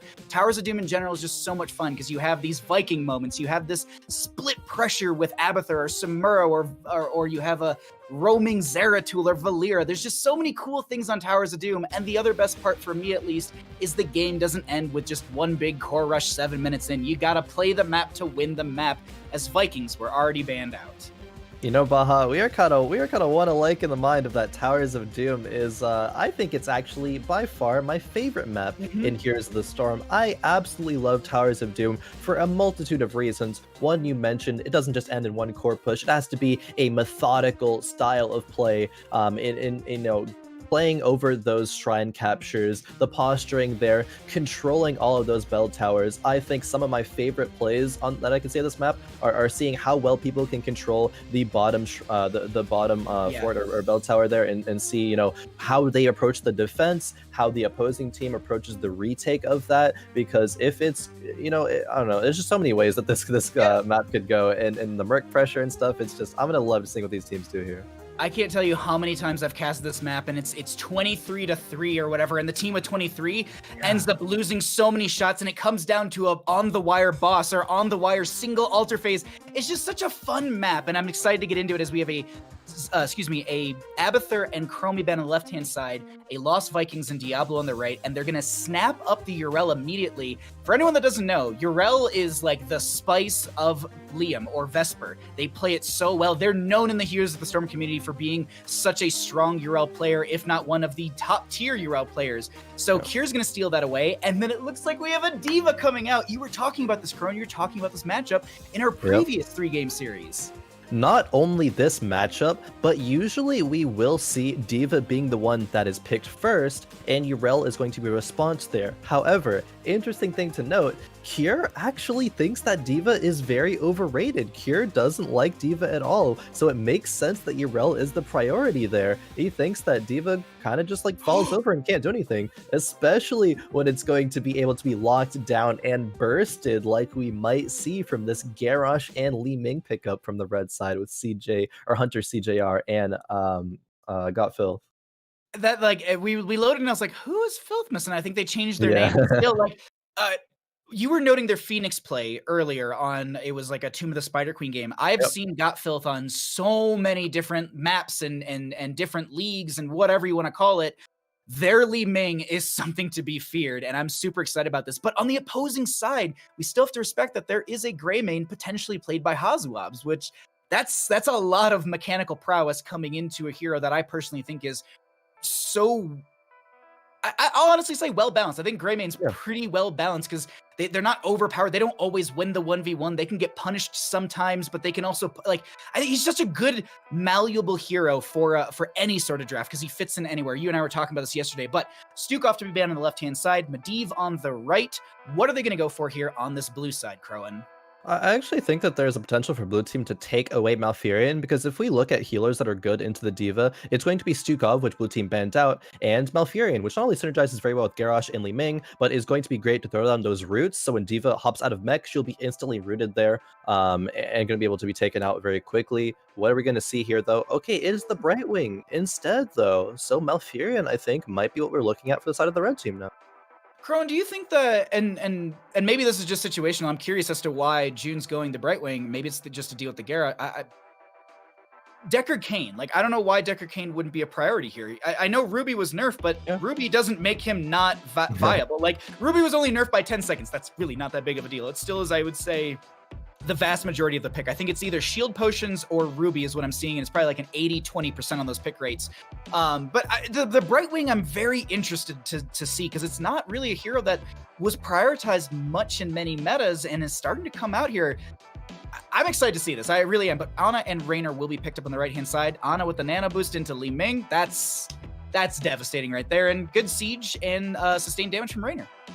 Oh, definitely. I think this is a very well-balanced draft inside of the red team. Going back to the Brightwing pickup here, though, if Li Ming ever blinks in, is not able to secure the reset, if she's polyed and bursted by a Greymane and a Kerrigan here, actually, that we see coming out of the blue team, that is very, very scary. I actually, like, at first I was like, I don't really get and see it, but now that you say that, yes, it's gonna stop the aggression from the enemy team, and it almost lets them be aggressive into the enemy team. Power slide, ETC, polymorph, Kerrigan dive, Greymane dive, and D.Va just bopping and dealing some damage. This is an exciting game number 1 for our second 3-game series of the day, heading into Towers of Doom. Khroen, any sort of closing thoughts on these drafts, and who do you kind of lean into a little bit? Yes, okay, I'm glad that you asked, because in my mind, I'm trying to picture how is this game going to go. I definitely see a lot of scenarios where Garrosh throws Kerrigan in, Brightwing instantly is going to port onto Kerrigan, and then Kerrigan's going to go from being thrown in and say, oh, I'm in your backline right now, thanks Garrosh, and jump onto an Ana or a Raynor and try to find the kill with, a D.Va rushing in, Greymane jumping in and trying to secure that, though. So it's going to need to be some good recognition from Hunter CJR on that Garrosh to know when can I throw in and it can result as a kill, or when am I going to throw in it's actually going to be a bad thing for me, because usually you wouldn't think about that as a Garrosh player, but you have to in this scenario, I think. If you throw absolutely. Like, if you throw the wrong target into the back line, that's your back line. Just like, my dude, why? It's like, especially with an Ana, and she's not mobile. Like, if she gets gone on there, it's lights out for her. Also, typically, Anas are in strike mode, which reduces their movement speed, and trying to get away from someone is a bit of a panic moment. So we'll have to see what happens here, but we have made it into Towers of Doom. Game number 1 of our second 3-game series of the day. On the left-hand side, we have got the members of our blue team. We are going to be seeing June playing Brightwing, Lauber on the ETC, Hazuabs will be on that Greymane, Nick on the Kerrigan, and Vesper, or as I also say, Liam on the D.Va. And over on the red side, we have Hunter CJR on the Garrosh, Cure on the Rel, Elheim on the Ana, Gaunt Filth on the Li Ming, and Lutano running things out on the Raynor. First engagement of the game will be straight into mid lane. We can see our level 1s and see what this first initiation looks like. I'm so excited, mostly because I honest to God here, I'm being as biased as I can, but I love this blue team draft. There's so much cool aggression that I'm excited to see coming out from them. The Leeming reset potential, though, is going to be an interesting factor as well. Ken got Filth or Filthmas really burst down this enemy team and find reset after reset and make that YouTube play, as we often do see from our Leeming players. Whatever engage happens here, which we do actually see an engage onto Garrosh there, good medallion as Hunter is going to walk away there, but that is a 5-minute cooldown already used. And like that's a big gain. Like I talked about this when Medallion initially came out, like being able to bait it out, because like you'll get roughly 4 medallions in a game if you use it at the start, basically, because average game length of Heroes of the Storm is anywhere from 20 to 24 minutes, something in that range is I think the average. Obviously there are some 30-minute Tomb of the Spider Queen games that we've all been to and we've all experienced that, but it's just something to consider right there, because you only get maybe 3 of them realistically throughout an entire game. So that's already been burned out, but camps on the left and the right-hand side will be grabbed for bottom lane pressure. You noted this in draft, Khroen. Why do they prioritize these camps, and why is bottom lane such the apple of the eye of every single team? So these siege camps, they do structured damage when they get to be in range of those towers. They will blow up for a significant chunk of that damage, but controlling bot lane is kind of the staple. But we do actually see some aggression in the mid lane of Brightwing Port, though. Kier actually is going to be jumping away. Should be safe here, though. Oh no, there's a nick. Okay. That was spicy. Okay, going back to the point about the bottom lane pressure, though. Whatever team is able to secure that bottom lane bell tower kind of controls the pacing of the whole entire game. If they're able to maintain that, it's 1 extra shot you'll be able to get per shrine capture. It's 1 less shot the enemies will get, and they are pressured there to have to take it back. Otherwise, they lose, their own posturing when it goes to their own siege camp. So if you're having 6 pumpkin sappers pushing into potentially core damage, like that is huge. Medallion on Vesper, we just saw as they were backing off from Cure and Lutano, and they're holding this lane fine, but Lauber and friends are going to find a big old flank. They don't care about Yrel. I think they want the Rainer. Yrel has so many tools to be just to get out. They've got Dauntless, the 35 armor. They've got their holy Avenging Wrath, I believe is the name, and that'll allow them to dive away. There's actually Kerrigan diving onto Cure for a second, but Nick doesn't solidify kill. I think they actually were just diving onto the minions because they did go Sharpened Blades at level 4 at 19 out of that 75 stacks. They need to basically last hit a minion within 1.5 seconds to get the stack on that one. Also, just to note, when it comes to quest and talents, Garrosh Warbreaker at level 1 is going to be at 7 out of the 15 stacks. They've already finished out the first quest on that, which is the 5 stacks. This Nick gets the Gladiator's Medallion. Cure jumps into them, but a triple altar phase coming out, and D.Va supplying some pressure into top lane here, Khroen. People are going to be posturing for what's happening with these first phase. The top lane will be traded over. Lutano capping the first shrine, going to be rotating down. D.Va's a little bit behind, and Yrel is actually still soaking top lane. Could see Blue take the cap here, but aggression happens on the Hunter. Hunter trying to get out of here. They're getting very low. Nick is actually going to be thrown away, but Hazuabs has the autos. Actually, no. Brightwing's gonna steal that kill away. June just gonna sneak in and be like, no, I'm the real MVP right now. I'm gonna go ahead and get that kill. So another kill for the members of the blue team as they get 4 shots out. So they will deal a total of 8 damage into the red core, and the members of the blue team will only take 4 themselves. All right, so a couple things to highlight there. Kiera being a little bit late on the rotation, having to catch that top wave, means that the rest of the red team are pressured to have to stall out that shrine cap. With Garrosh walking a bit forward there, they stalled the cap for a little bit, but it resulted in a death, so they're just going to be able to get it anyway. You gotta kind of be on the same page when it comes to where your team is at versus where you're posturing there, but some great recognition by Lauber and the rest of the blue team to take that kill and get an advantage here. Also, a very, very good mechanical play that Lauber made earlier on that Rainer Gate in the top lane was that he actually pre-medallioned when he slid so that he wouldn't be canceled by that Rainer Q there. So just, I'm loving those small things that players do that people might not notice that actually are huge and resulting in game-changing impact. I absolutely misread that, Khroen. I thought Rainer medallioned, but it was just like way too late. No, my God, that's actually 200 IQ. I didn't think about the pre-medallion. It's a 5-minute cooldown, but it's an early game kill, and that's a big tool to use just to solidify a kill. But hey, taking someone off the map, especially some damage like that's a big win for you, as Nick's going to take a whole lot themselves. They actually find the Ana kill. Phase shift from Brightwing coming out as they're going to turn around and chase into Hunter. Lutano going to mount up. Does Lauber have a power slide to slow them down? There's Nick diving in once again. Filth is going to just back off as this is Rainer being bullied. I don't know if they're going to be able to back out as Kerrigan actually goes down to the Garrosh. Hazuops goes down, and Got Built is popping off right now with reset after reset, but they are stalled out for a second, not able to find the kill into June because the minion wave bodied the magic missiles. So what could have been a kill and walking away from the blue team actually ended up being 2 kills for the red team because they didn't go on the same targets there. Lobber slid one, Kerrigan comboed another, and they weren't able to secure either one. Now they're probably going to either lose Lobber here as he has to power slide away, but Lutano is able to secure the kill before June with the phase shift is able to land. Now they lose another member as well as this Shrine Cap here. So great plays by the red team here. Shutting down the aggression and splitting them like that worked out so well as they just burned through the mech. Vesper taking a lot of damage. That is going to be 10 talent tier, and Cure has the Righteous Hammer. They're going to get the bop onto them. They get the kill as well. Gonna just back off right now as the Ultralisk did come out from Nick. Yes, this is Ultralisk. No Maelstrom. They're going to have that summon charge, big old beast running into people's faces so long as they set that path correct. Diva holding 10 though here, Khroen. Do you think we see the bunny hop? I wouldn't imagine so. However, we do have an ETC stage dive. So if there's a point where ETC can stage dive onto an Ana, we're going to see, okay, it's not going to be the bunny hop there, but I was going to say theoretically it could happen. However, in the top lane here, Lomber going to stage dive in. That's a lot of taunting coming out from the Garrosh as well. The camp does go over to our blue side. There's going to be a nano boosted Hunter, and unfortunately Raynor got picked off earlier. Nick is going to get hit by the Groundbreaker, and Garrosh does finish out the Warbreaker quest at level 1. Hazuob's actually rolling into the enemy team. Sleep Dart goes on to the Ana. Sappers go into the front wall right there, and just on the minimap we can see that the next bell tower phase will be double on the upper portion of the map. How does the blue team take advantage of this moment while they're trying to push things out? They're gonna actually grab the camp. I would expect Nick on the left-hand side to grab that camp so they have double Sapper camp bottom lane, and they can maybe go for double camp or double capture onto this. Invade, Curse Bullet, hold on, Power Slide. Lobber doesn't have Mosh Pit for, excuse me, it's a stage dive. I'm completely wrong on the heroic. Either way, Lobber gonna get thrown away. They're actually gonna get the camp. That's gonna be Diva, Mecha Explosion thrown into their retreat path. Everyone is getting so low on the right-hand side. Hazuob's actually the only low one on the blue side, but they back off Khroen, and this is a disengage. Dear Lord, did they just invade into each other and just constantly push face. That's crazy. These fights are so scrappy. There's a lot of kill potential on both sides there with huge impactful abilities. Garrosh being, Garrosh and Uriel actually being 2 of them for the red side, and then the ETC and the Kerrigan. Everyone's just kind of jumping into each other, and it's surprising it actually didn't result in any kills there. Raynor, however, Lutano, Binky stalling out.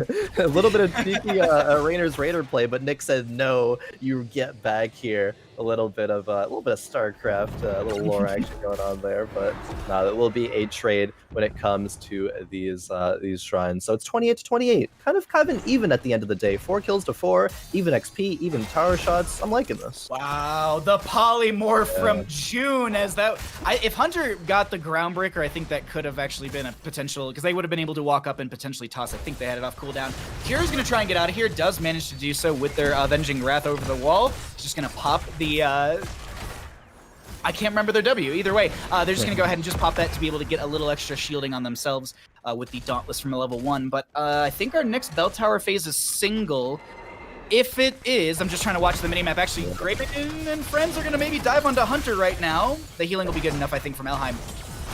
Now the re-engage here. Oh, the taunt onto ETC is able to get bursted there. Some huge turnaround plays there, resulting in another kill for the red side. So next altar phase will be single, and this is the one thing I was trying to figure out.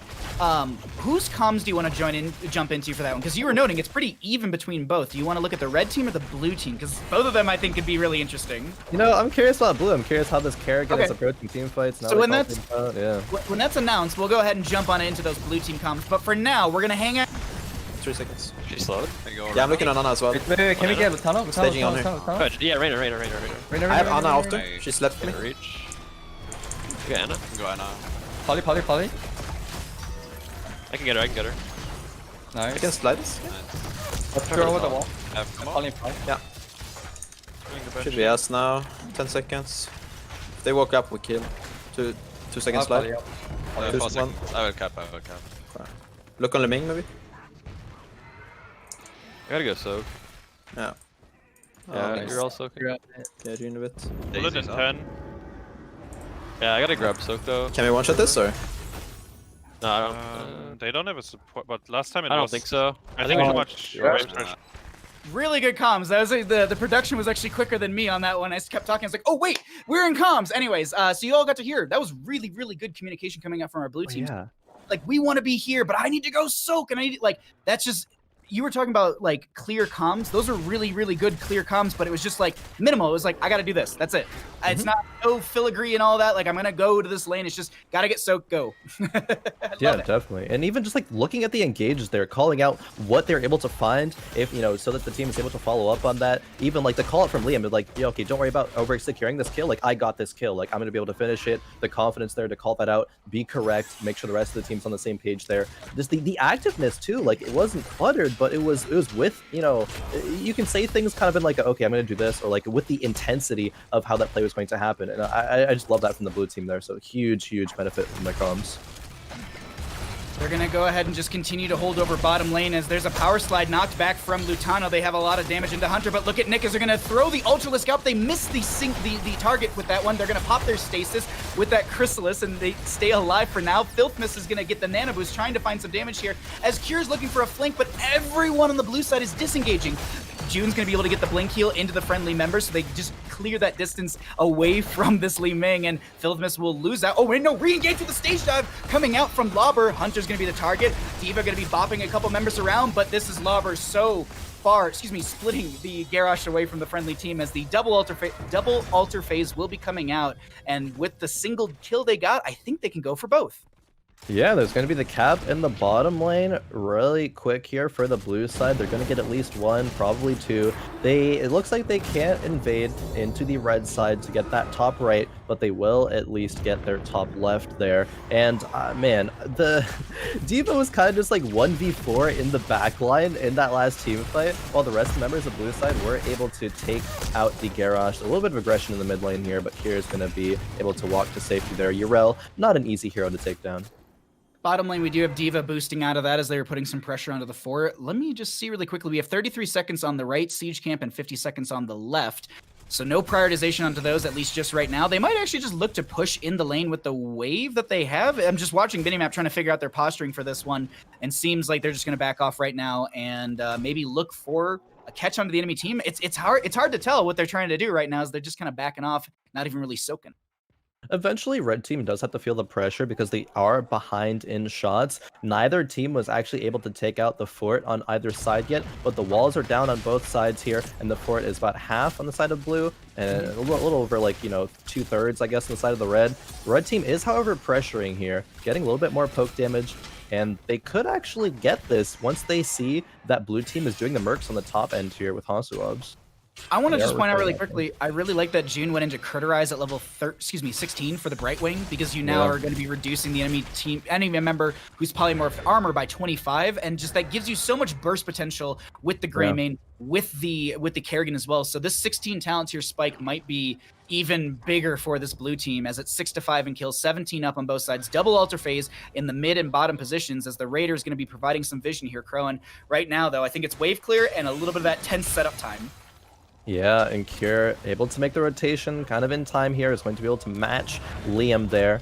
Running down. Actually, Liam's going to be a little bit behind, as we see the beginnings of a look there from Nick on the Kerrigan, not able to land the over the wall combo, but teams are posturing here. Double Shrine phase. How are teams going to approach those? D.Va and Yrel doing a little bit of a 1v1 over there on the minimap, but right now it's going to be kind of this hold between the 4v4 in our lower half of the map. Kerrigan rotating up to try and dive onto Cure and maybe find some sort of pick. That's going to be a great combo out from them. Cure taking a lot of damage. Do they have Ardent Defender? They do. They could pop that and just build up that health as they get hit with the micro missiles. Also get the Divine Steed insta-mount, and they're out of there. Curse Bolt coming out. There's the mech explosion. Kerrigan got the channel. There's going to be the toss onto the mech as Garrosh still takes the damage. Hunter trying to back out. Vesper is going to go down. It's a 1-for-1 trade. Excuse me, it's not. I thought that the Garrosh already got picked up. It's actually a 2-0 in favor for the red team. As they step in, there's going to be the blink heal from June, as they also use the medallion on themselves to get away from that righteous hammer, but this is Filthmist trying to set up a reset, and they manage to get it. They step into Hasuobs, and they can easily convert this bottom lane bell tower and get 5 shots in their favor here. Khroen, so very well played from our red team to dominate the enemy team. That was huge there. And a nano boost onto the Li Ming. Got Filth, cleaned that fight up. And oh man, they're actually, I like this a lot. They recognize there are no members alive on the side of the blue team before they cap the bottom shrine, because that is still available. They're going to be able to take out mid, get those extra shots. Cure already rotating out, knows the team can finish that, and camps, while they aren't going to spawn right now, they're going to be looking to maintain control of this bottom fort, get all the camps out and pressure shots that way. This is the Towers of the Doom that I know and love. They are behind technically when it comes to shots, but they're going to look to close that gap right now. I was actually a little surprised that they didn't also rip boss at the same time. Like, I'm surprised they didn't go mid lane fort and then just go boss and just get potentially 10 shots, because the enemy team still was spawning, still had a long rotation to make, and their burst potential on the boss, while it's still high, actually. They have the Li Ming and the Rainer, and Yrel was on the camp, so they had all the damage necessary. Might have just been a comms thing, might have just been a comfortability thing. Regardless, it's 19 to 20 in our levels, 7 to 9 in kills, 18 to 12 in core health, as Rainer will grab the camp on the right, Yrel and friends to grab the camp on the left, and they're looking to feed in 6 sappers through bottom lane and potentially take the enemy core down to 12 core health, equaling this game out. And we talked about in draft, Khroen, there's so many of these games that come down to the wire, and I'm feeling like this one might be one of those cases. Level 20 versus level 20 now, but D.Va is still in the top lane, making that rotation. These sappers are pushing in. Can they get these in, or can blue team defend them? Sappers on the front of this wall. To note as well, Garrosh does have Into the Fray, so you can technically throw one of the sappers over, but I think actually, did all of them go over? I think, yeah, all 6 just went over, so it's 12 to 12 in core health. They're going to back off. The next altar phase will be double. If they're able to get both of these on the side of the red team, this will be the enemy core health down to 2, and boss will threaten game. We'll have to see what happens here as they continue to hold over bottom lane, and this is another point about holding bottom lane. We talked about this at the beginning, Khroen. Not only do you hold over for extra shots, but you also hold map control. The entire enemy team had to rotate through this mid lane because it's safe. If they rotated through their sapper camp, they were expected to get picked off.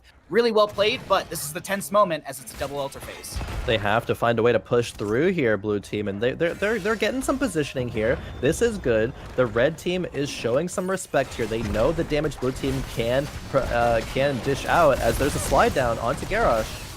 Garrosh is getting low here. We also have Nick in the back line. This is going to be a bit of a rotation out for everyone, kind of just getting in a better position for now. ETC going to eat a combo from Li Ming as they chase onto Vesper. Mecha form, stage dive from the ETC on top of the Ana. They actually power slide backwards into Cure, forcing the Ardent Defender. They're actually going to have the Indomitable onto Vesper right there, and Nick is maybe looking for a target right now, still mounted up. Going to blink in with the Bolt of the Storm, pops their Ultralisk, and they find an Ana immediately. Hunter's so very low. That's Rainer going down as well. Cure's going to get bopped, and Khroen, they find 3 kills on the blue team.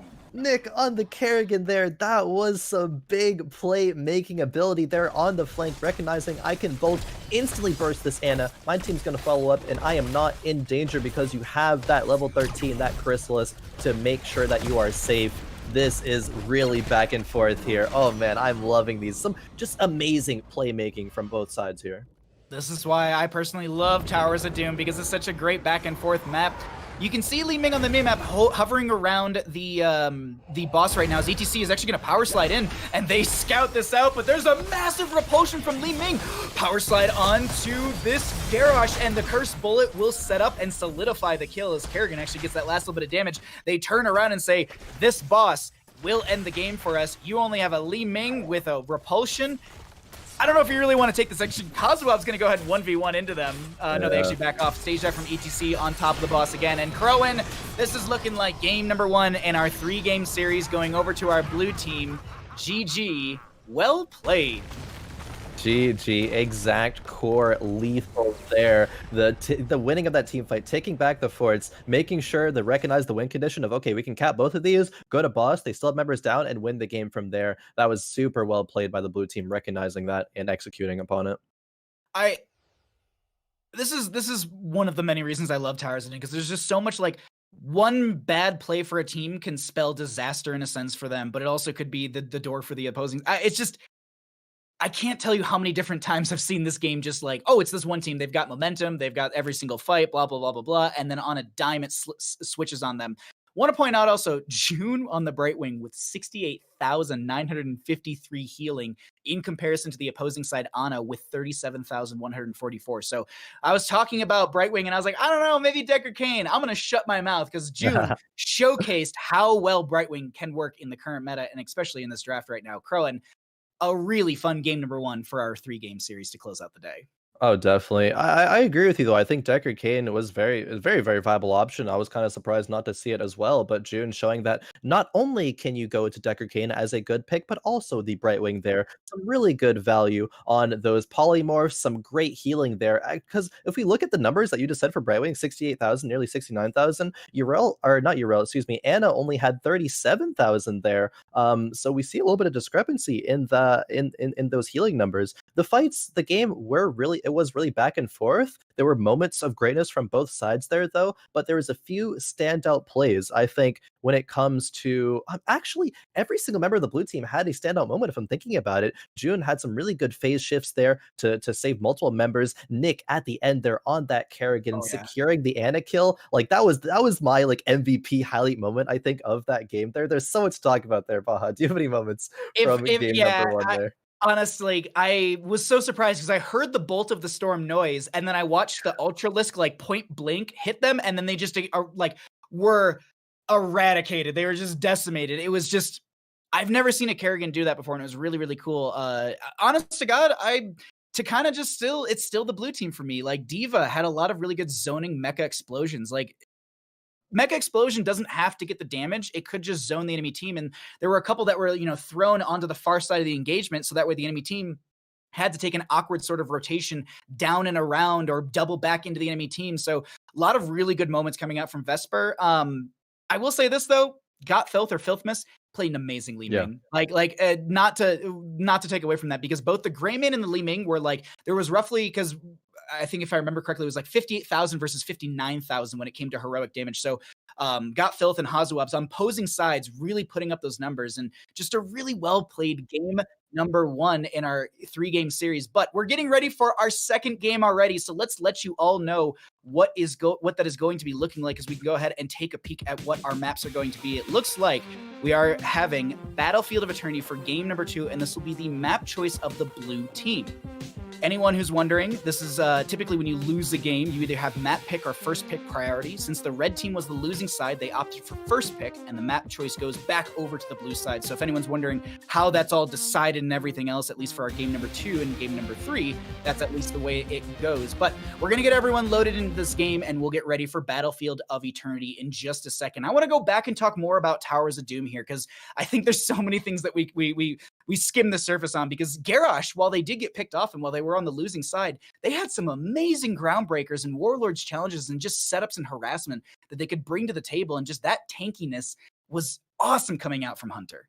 Yeah, I don't know about you, Baha, but I'm ecstatic right now. I think that like we saw so many moments from both of these teams where they were able to execute on such good plays. You talk about the Garrosh and the Groundbreakers and that potential. Yes, amazing. We saw the Anna and the Li Ming pairing, and Godfilth was just able to do so much work with that. Kind of just like almost not solo winning fights, of course, because your whole team and your posturing and all of that, comes into fruition. But being able to recognize we can look for these kills here. I can follow up on my tank. I am the nano boosted Li Ming. The world is mine to dominate right now, and Godfilth did that amazingly. Battlefield of Eternity. I love the blue team's map selection. I am a big fan of Towers of Doom, and I think if I were to name my second favorite map, it might be BOE here too. So excited to see what teams have in store for this.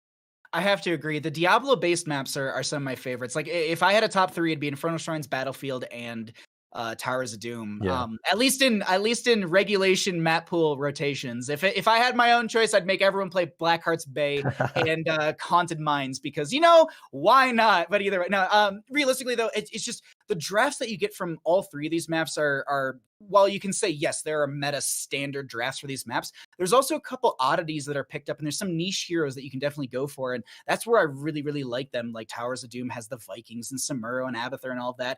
Battlefield of Eternity, you can have some Samuro play. You can maybe get triple Vikings have actually been a thing where you actually solo with them. I was actually casting, I don't know if it was, I don't remember if it was with you or if it was just like other in-houses, but no, it was a different league completely, but someone actually picked Vikings, and it was on Brax's holdout, and they actually microed the 3 Vikings around in a solo lane, and they had so much good harassment. So if you're able to do that, it's massive, even on a 2-lane map. But my whole desire for Vikings and oddity picks, we'll see if that's a thing here as we are ready to go into Battlefield of Eternity for our second map of our second 3-game series of the day. For anyone wondering at home, that means that we have a total of 6 maps total. There's no you win 2 and that's the end of the day. No. We have 3 games for our first series that already happened, and we have 3 games for the current series we're in. So right now, Battlefield is our second map. Khroen, what is the priority ban for you? Priority bans on Battlefield of Eternity. Now, okay, I think you can take it a couple of ways here. You can take it to whereas you ban the meta picks that you don't want to face against, like a Medivh, of course. I think that is a solid ban. I think we had a Medivh ban last game as well. Yeah, so they really don't want the side of Blue to be able to play that as well. But you can ban out some good race potential, or some solo laners. I guess there's a few ways to approach these bans on BOE. We'll see exactly what the ban priorities are going to be here for the blue side, and it is going to go the way of these good meta heroes. Khroen, of course, said it once, I said it twice, I'll say it again. Khroen, very, very strong. I think will be banned probably every single game. 5 for 5 so far today. I don't remember for Medivh, he's either 5 for 4 bans or 5 for 5 bans in our maps. Yeah, it's just he's strong. Like the back, we've talked about this, just the availability to be able to portal into the backline of the enemy team and just throw protection bubbles on your friendly side, and the Raven value if you go into the, it's just, he's such a terrible hero to play against if you have a very strong Medivh. ETC is just strong overall. They're actually going to respect Lobber's ETC from the last game. Do we have a respect onto the Garrosh from Hunter, or are they going to go for race potential and get rid of like maybe Wow. Okay. Well, Lutano would play Tracer here, actually. Now that I double back and look through everything, I was like, well, they do have Lutano, and I'm not surprised whatsoever. But they're immediately going to snap that Li Ming, so that's the trade. All right. Got Filth. Was feeling it from last game.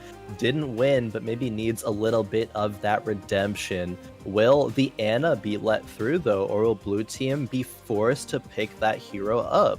We'll see what they are going to pick in just a moment. But going back to that Tracer ban from Lutano, you have to respect Lutano's Tracer play. Lutano is one of the best Tracers in North America, maybe even around the world. And we have players from around the world here, of course. And Ana is indeed picked up by the side of the blue side there. So no nano boosted Ming for this game.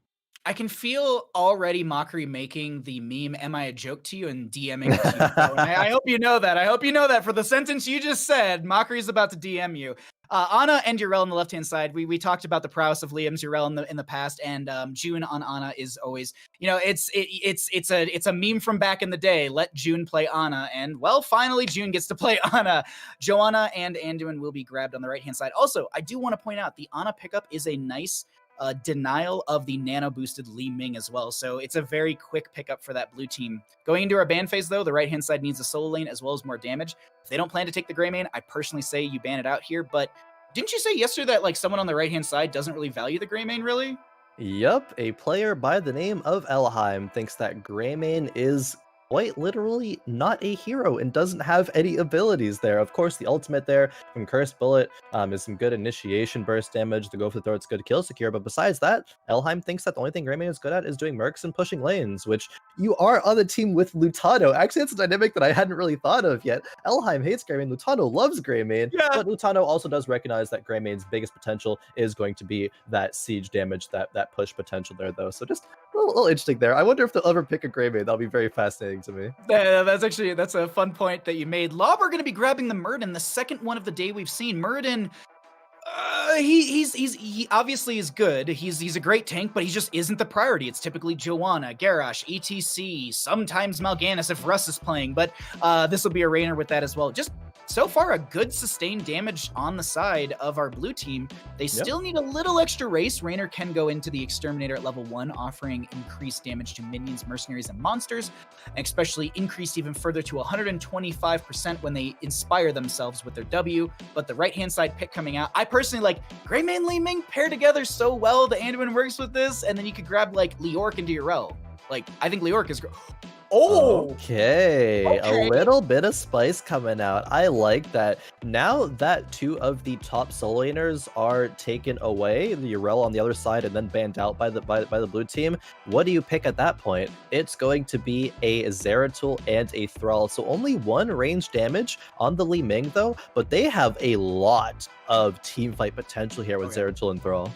I'm actually hoping that it's going to be an Earthquake, and then at 20 we see Earth and Shields for the Thrall. Oh yeah. Cassia to be grabbed. The blinds actually work out really well because everyone's going to want to kind of dive onto the enemy team, and I believe, I can't remember the name of the talent off the top of my head, I think it's a level 4, where basically when you take a stun or a root, you blind. I can't remember 100% off the top of my head exactly one what of the those. verbiage for it, but essentially, if people are going to dive onto them, you can get an AoE blind on top of the blind that you do have in your base kit. So it's just, I think this Cassia is a really smart pickup. It does give you race potential, gives you more autos with the, like, I think this works out really well for them. I really like the blue team draft, but Khroen, if we're giving our impressions here, I lean to the red team. This Zeratul is the outlier, and that's what I'm most excited for. So the question to me, I don't know if maybe it's obvious for other people, but I think there is a question to be asked whether it'll be Void Prison or Might of the Nerazim there for Kier. I know he likes Might of the Nerazim a lot. You can make a lot of very, very flashy Zeratul plays that can kind of just like solo backliners. And if we look at backliners that can be soloed, maybe you're looking at the Ana there, the non-mobile support. But Void Prison can also set up huge things in terms of a Johanna, maybe with a Falling Sword Light Bomb sort of thing. That's a combo that a lot of people do like. If you play against Ana as well, that's traditionally what we see. Actually, I think it'll be Night of the Nerazim as I'm thinking about the kind of how this draft goes, or as draft has went, but we will be loading into game number 2 here for Series 2 in right now, it seems. Alrighty, on the left-hand side, we got the members of our blue team. We have got Hazuab's playing the Rainer. Lauber is going to be playing Muradin. We've got Vesper or Liam on Urel. Nick will be on the Cassia, and Ana being played by June. And over on the red side, we have Cure on the Zeratul, Lutano on the Thrall, got Filth on the Li Ming, Elheim playing the Anduin, and Hunter CJ Har playing the Johanna. I kind of lean into the Might of the Nerazim too, because I was looking at the draft and I was like, there are really good moments though. Like you can do Johanna Light Bomb into the VP. You have Thrall with the follow-up Feral Spirit. You've got Zeratul just burst potential, and Li Ming can throw a combo in as well. So there's opportunities for it, but Zeratul is actually going to be going into Shadow Hunter at level 1, gathering regeneration globes to reduce the cooldown of Blink. And also, excuse me, I'm misremembering. It's basic attacks reduce the cooldown of Blink by 1.5 seconds. Once you finish that out, it's actually not the regeneration globes. Vesper just going to get hit with the Singularity Spike, and Lutano hang out in top lane, maybe looking to step in. Vindication coming out from Vesper, but they just rotate back into bottom, and this will be a pretty standard start here for Battlefield of Eternity. First objective will be up and available at 3 minutes into the game. Typically, teams split off at, 2:30 to grab the camps for some extra pressure. Yeah, the only non-centered thing, I suppose, was Lutano looking for some aggression in the top lane, but he rotates down, looks for some in the bot lane, but that route there is not going to connect, as now, as soon as Thrall rotates out, Blue is looking at the siege camp. Red team knows this is going to happen, so they may just look to trade out camps there. A little damage from Got Filth or Filthmas. June just backs off fine. They're in strike mode, and this is what I was talking about earlier. If you can dive onto an Ana while they're in strike mode, it's really difficult for them to disengage since they have that reduced movement speed, and typically they've already utilized their sleep dart in some setup fashion. Hazuab's, though, coming up for this rotation into Cure, but they're already pushed so far back behind the game.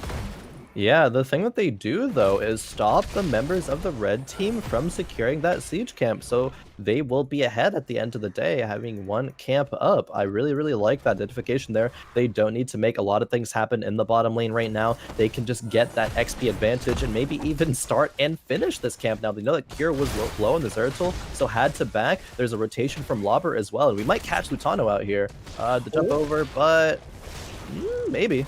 Stormbolt to the face. They've got 3 members on this. Hazuab's does use the penetrating round. They're going to continue to chase onto this. Vindication. There's going to be the Wind Fury. Muradin jumping in, looking to maybe find a Stormbolt, but does not manage to do so.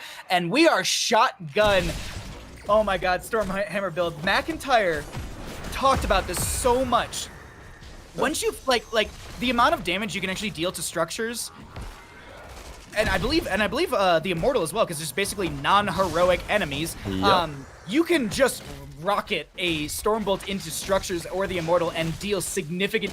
I'm excited about this. Like we rarely get to see this shotgun hammer build, and it was a thing back in the day. It was changed, and now it's back again here and there. Anyways, camp for top lane, camp for bottom lane, and Immortal phase up and available. Khroen. Yep, camp's being taken out as expected. A little bit of aggression going out into Liam here. He jumps in, but there's 3 members here on the side of the red team. But Yrel, Yrel is able to. Okay, the root does connect actually, but no, this won't be a kill. It's Yrel again. She's able to Avenging, be so safe. Dauntless, Yeah. Avenging Wrath, you know, it just Vindication, everything. They're fine. They get out of there. But Immortal race is up and available. Bottom lane will have their camp being pushed in as Li Ming and Joanna might be clearing that out. I think they just have like one of the Hellhounds or something down there, and that's the reason we're seeing the indicator. Yeah, it's already gonna be cleared out, and so they rotate over here looking for some potential invade into the enemy team and defend against them as they're trying to step to the Immortal, as they've so far been only losing out during this first phase. A little bit though, but we're kind of just seeing some AFK posturing though, not wanting to overextend too much. Nick on the Cassia going to step up and just be throwing some Qs, has to back up though as we see 5 members of red push into the blue Immortal here. Oh, Nick taking a lot themselves, but they're going to use those blinds, and that's going to keep them alive for now. Throwing some damage back into the enemy team as June is keeping them alive with these healing darts, and also in that strike mode, which means they're going to pierce through a couple members. Filthmist throws some combos back, but isn't able to find any extra damage as they step back onto this Immortal. The blue team looking to get some race here as Vesper's already on the point. Stormbolt connects onto Li Ming. They try and step up, but they're not able to find anything as Joanna double back to make sure that Li Ming stays safe. Halfway point though, Khroen. This is going to get interesting because this is race side for both teams. Yeah, it seems as though the red side, they're really wanting level 10s right now, so just as much damage they can mitigate from this Immortal is what they're looking for right now. We do see some aggression from blue side here, but they're mainly just trying to stall out. They're trying to allow, space and time for Hasu and Nick to damage the Immortal, and they have 7,000 shields there. It's not the worst that you can ask for if you're the red side there, because again, they are just looking to scale, but blue side, how much can they capitalize on this early Immortal? It probably won't result in a fort, but probably just a wall, the well, and like half of the fort or something like that. I'd say that's the average, at least with these players that we see, is definitely front gate going down. They go for the well, sleep dart onto 2. If they're able to get a pick or 2, this will be massive for them, and they can definitely secure the fort. Something like a Joanna kill or maybe even a Li Ming kill would be massive, just because they don't have to deal with the setup from Joanna or the poke potential from Got Filth. They're going for fort right now as Yrel looks for a flank into the enemy team. We do have Cure coming in. Look at that flank from Cure as they actually get knocked back by the penetrating round. They're going to blink backwards. Immortal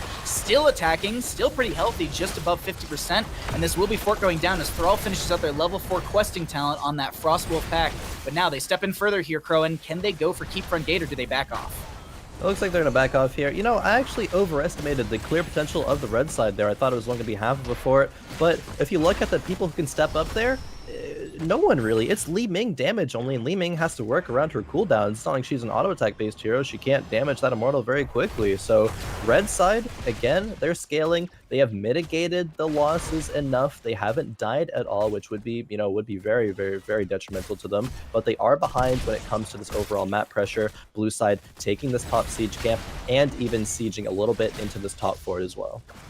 9 to 8 in our levels, a little bit of a lead in favor for the blue team as it is going to be a kill-less game thus far. Filthmist and friends trying to make that a little different, but the enemy team might actually have the pressure into them. This is just such an interesting fight constantly because it's just like blue team's going to be aggressive. Red team turns around and then blue team's like, no, I don't want to be here anymore. Cure though, setting up for a potential dive. Khroen, are they going to be able to find it? I mean, they're looking, but a great sleep there from June onto Kier. He's going to have the blink away, though. Is not going to go down, and that is the level 1 quest now, Shadow Hunter, completed from Zeratul. So, as soon as Kier hits 10, we're going to see a lot of flashy blinks there happening very, very often. Oh, that's what I expect 100%. For anyone that's wondering, the baseline quest on the Murden is 19 out of the 25. The level 1 Perfect Storm is just 10 stacks because it is uncapped.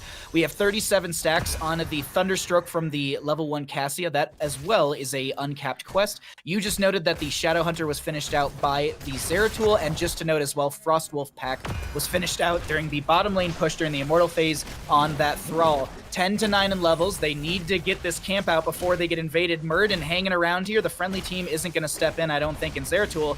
Oh, Lobber, you need to be a little careful here, bud. Also, just note, this is Haymaker Murden. Yes, it is. Now, I thought we were... is that Oxygen Esports who's just like, Haymaker Murray, like, Lobber's playing, I think, towards one of the orcs, because I know for a fact one of the orcs is like, give me Haymaker. Well, if you're out there and you're watching this, there you go, you got it. That's going to be Li Ming throwing in a combo. There's going to be the medallion out from the Muradin. His Filkness is going to get dove, and Raynor finds the kill. Vesper diving in as well. Light Bomb onto Elheim, but it zones back the enemy team. They only catch the Raider with that. Elheim is split from the friendly team. The Haymaker onto Joanna, and I think that was mostly just to make sure they had room to kill the Anduin. Sleep Dart onto Zeratul. Cure blinks away. Stormbolt to the face, I think. No, might have actually blinked through that one. I'm not even 100% sure. But now Lobber needs to get out of here with a little bit of movement speed. Meanwhile, Hazuab's continuing to throw damage out, and that's half of the Immortal phase over to the blue team. Yeah, it was a good attempt by Cure to try to mess them a little bit there and buy space, but they weren't hitting Emo, but they just were hitting Emo the entire time. We see the value out of level 1 Exterminator, the damage that Raynor is able to do to this Emo. It is going to be full shields. That was such an unfortunate timing there. It was a good look for the aggression on the side of the red team, but it didn't pan out, and now they're even further behind here. The amount that they have to come back after this is going to be massive. They're probably going to end up being a talent tier behind. They can make something happen right now on this Immo push phase, though. Can they look for a flank behind them? Lobber is doing a great job at aggressively scouting the rotations here and spotting out here. Look at the Thrall on the top of our screen. They're gonna find the Sundering trying to split them in. Light Bomb with the falling sword, and they're gonna get the kill into Cassia. Chasing on to Raynor. They use the medallion to try and get themselves out of here, and Joanna will turn around and back off, because while they did get the kill on Cassia, they still have a very well shielded Immortal pushing through the top lane, putting some pressure onto this Fortis. Cure's gonna get hit with the Haymaker from Lobber, jumping on top of them, looking for the Stormbolt, maybe? Does end up blinking away, and right now, Khroen, bit of a kind of lull in our fight. Yeah, a little bit. They don't know how to handle Kira as he's kind of dodging and diving, but Elheim is actually getting aggressed upon here. Will he fall down? Yes, he will. The Muradin actually able to take out that kill. Hunter actually using the medallion there, expecting a Lobber Stormbolt. Didn't actually come out there, though, but respecting it nonetheless. They're able to get a kill. They're able to trade said kill, and they're able to get the fort and a little bit of the keep front gate on the side of the blue team. Urel jumping over to the camp immediately to burn that down and add some pressure in the top lane. Siege camp in bottom lane is up in 20 seconds, so they're able to grab that soon. Their own Bruiser camp is up in 140, and the opposing side Bruiser camp is up in 130. So realistically, I expect a quick rotation to bottom lane after they get this wave, and they add more pressure into said lane. Next Immortal phase, though, if I'm not mistaken, will go into bottom lane, because I think it is the more well-defended lane if they win this on the side of the blue team. But wow, this invade Khroen, this is aggressive. It is. Lobber stepping forward. They know they're a talent tier up, but red team, they're mostly just going to be in their base. Kira is making a rotation to make sure everything is safe here. Red team does want level 13 talent tier before they fight again. We saw the win condition of the side of the red team in that last fight. When the Immortal was hitting that fort, we saw the great flank there from Lutano on the top side, getting the Sunder and the kill onto Cassia. There was, Lobber can only hold so many angles, right? Lobber was holding the bottom lane versus Kira, but Lutano on Thrall was able to identify, I can go up here and make that happen. So more of that needs to happen from the red team for them to come back in this game, I think. Do you see this minimap right now? Are you watching this play? Because I think they were trying to see, like, I think they were trying to like bait them either down into bottom lane or towards the camp, because they just haven't capped it. So the enemy team might be like, oh, maybe they're still on it. They just took a longer rotation to get mana or something. I don't know, but it didn't work out for them. I think the enemy team was just like, nah, that ain't happening. All right, but here's the thing though. We've listened to blue team. We haven't listened to red team. Next Immortal's coming up. Let's jump into the red team comms and see what they're going to do here.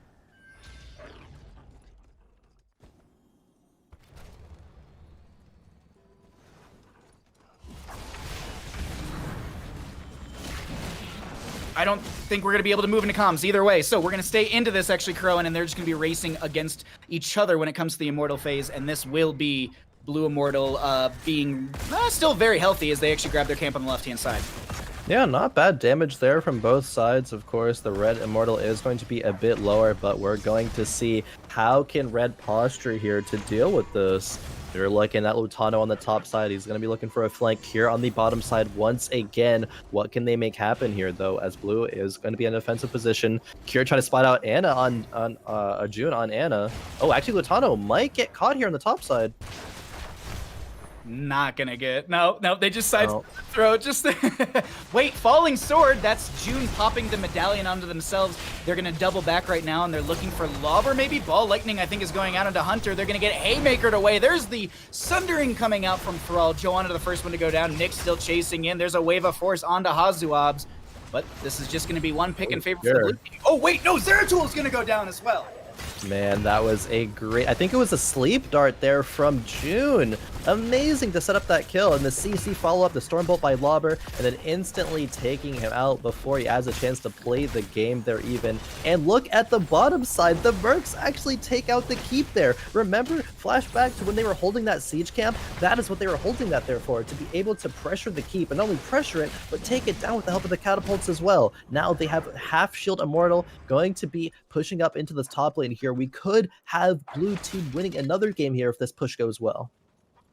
Can they get more than just the keep front gate? Because the defensive... Wow, no, hold on. Lobber with the haymaker onto Filthness immediately, and the... Oh my god, they barely lived through that. Rainer actually had the last little bit of damage. There's going to be Ball Lightning coming out as well, and Anduin goes down. The Ana will be counter-killed. Lutano getting low here, does try and back off. Rainer with the penetrating round and the sustained damage. Will it be enough? Murden going to jump on top of them. Lutano is going to be so far split. They drop the haymaker, but they drop the Sundering, and they don't go down. Joanna goes down, and all that's left is a Zeratul forward defense who's looking for some sort of flank into the enemy team with their might of the Nerazine.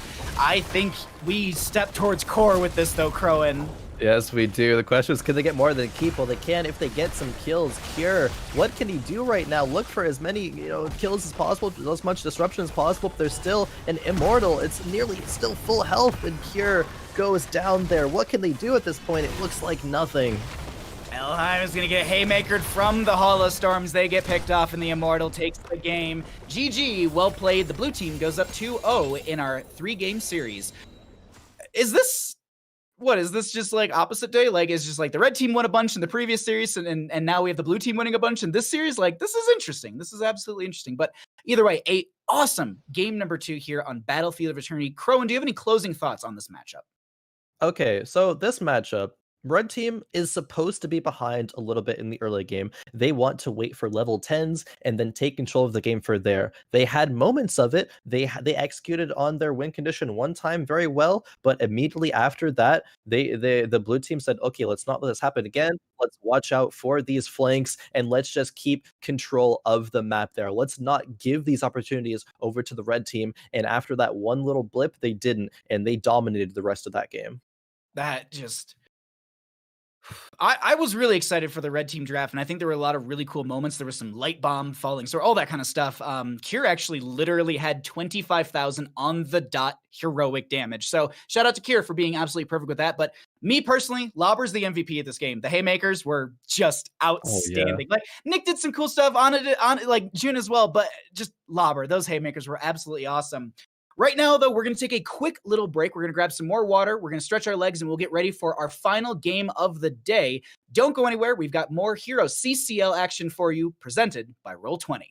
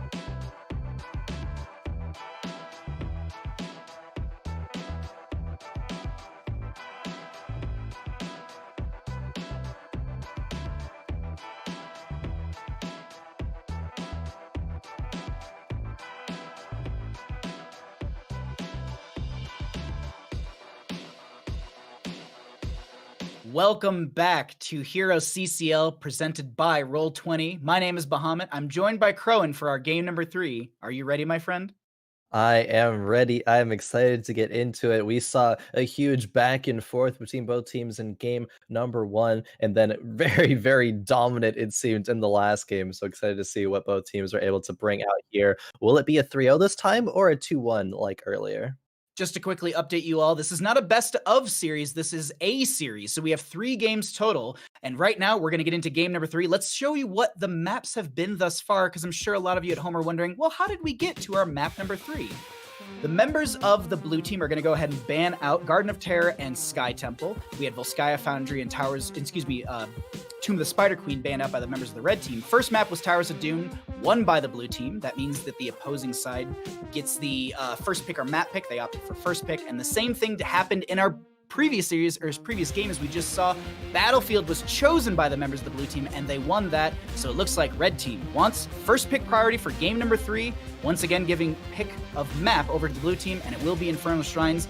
Khroen, I was talking about it before. My top 3 maps are Towers of Doom, Battlefield, and Infernal Shrines. So let's get right into Infernal Shrines draft here, as they're already kicked off and ready to go.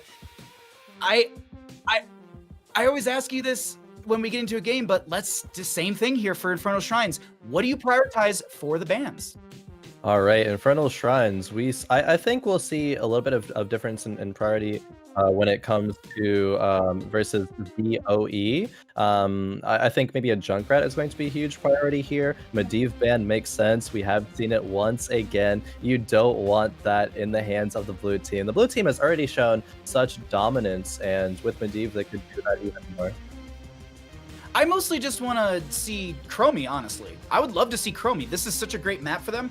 Also, I would love to see a Mephisto. Like, not even like ban-wise, sorry. Like, I'm jumping ahead of you here. I asked you what the bans were, and I was just like, oh, I want to see all this. But yeah, no, Diva will be banned out. Chromie has been a high priority, and that's the reason I'm bringing this up, because I really hope that they let it through so we can showcase a little bit of the sand-blasting power of that dragon spirit, essentially. I don't know. It's a great map for it. Also, same thing, as I said, Mephisto. I think he's massively undervalued for a map like this, and there's players like Pirate Rum who really stand out in my mind when I'm thinking about, you know, a strong Mephisto or even just where to take it. But there's that Junkrat, as you were talking about beforehand, the displacement, the poke potential, and there's just so much overall damage and control he can really bring to the table. I'm trying to think here. Do they respect out something on the right-hand side, like a Garrosh again? I'm thinking of Chromie, 6 out of 6 bans for the day. It's seeming likely here. I don't want her to be 100% banned out, but like part of me also does for the just pure stat of it all. Let's see here though. Do we have it? Urel or Chromie, one of the two. Abathur, actually. Okay, we might see a Chromie pickup here for the first time today. It has to be instant. Yeah, maybe. It depends. Was Chromie not banned there because they have a strategy in mind when going against the Chromie? It's picked up instantly by Lutano here on the side of the red team. If they're going to win a game, will it be on the back of that Chromie, or is blue team prepared again to deal with it?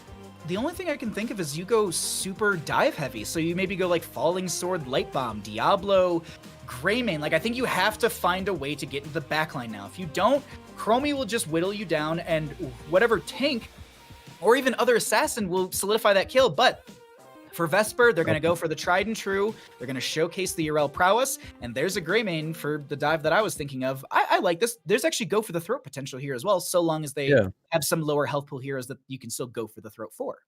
I like the draft from the blue team in these past couple of games, and one reason why I say that is you're taking Urel away from Cure, and I think that is actually so important. Cure is a fantastic player piloting that Urel. You're going to be banning the Diva and taking the other strong one and forcing Cure onto a hero that he maybe doesn't quite want to play. Of course, he's proficient at many of them, but it comes down to what is going to be most impactful. We're going to see a Malthael and Garrosh lock in there, though. Is that going to be the amount of impact that they need in this game, though? A lot of people that I've talked to and a lot of the games that I've casted, Malthael's been played into Yrel, especially when Yrel had 50 armor from Dauntless and she was even more difficult to deal with. Or 45, I might be misremembering. I actually can't remember how much armor she's originally had, but it is 35 now. Yeah. Either way, a lot of people have considered Malthael a counter into Yrel because of the percent-based damage and how aggressive you can be into her, and also being able to kind of avoid some of the Righteous Hammer value by kind of using the dive or the Reaper's, not the Reaper's Mark. I'm completely forgetting the name of the ability, but where you basically can dive behind the enemy players, so that way you can avoid some damage from them. So I really like this Malthael a ton. Garrosh from game number 1 on Towers of Doom was really good from Hunter, and this will be a Joanna ban, as we were talking about potential falling sword kind of into the backline, and she's also just a great hero for a rotation heavy base map with the shrines. Definitely, I like this. There's a lot of tools actually from Khroen to be able to escape from some dives, but Johanna is one that can just boom, press a button, instantly be back there. She will have the timeout potential though. I think that is ice block for 7 seconds. So that's a long, longest stasis by far in the game though. Speaking of something that you need to deal with in the backline, another Ana pick from June, but this is main tank Dahaka, right? I mean, unless some swaps happen and it's main tank Yrel and Liam's gonna go on to the Dahaka, which could happen. Okay.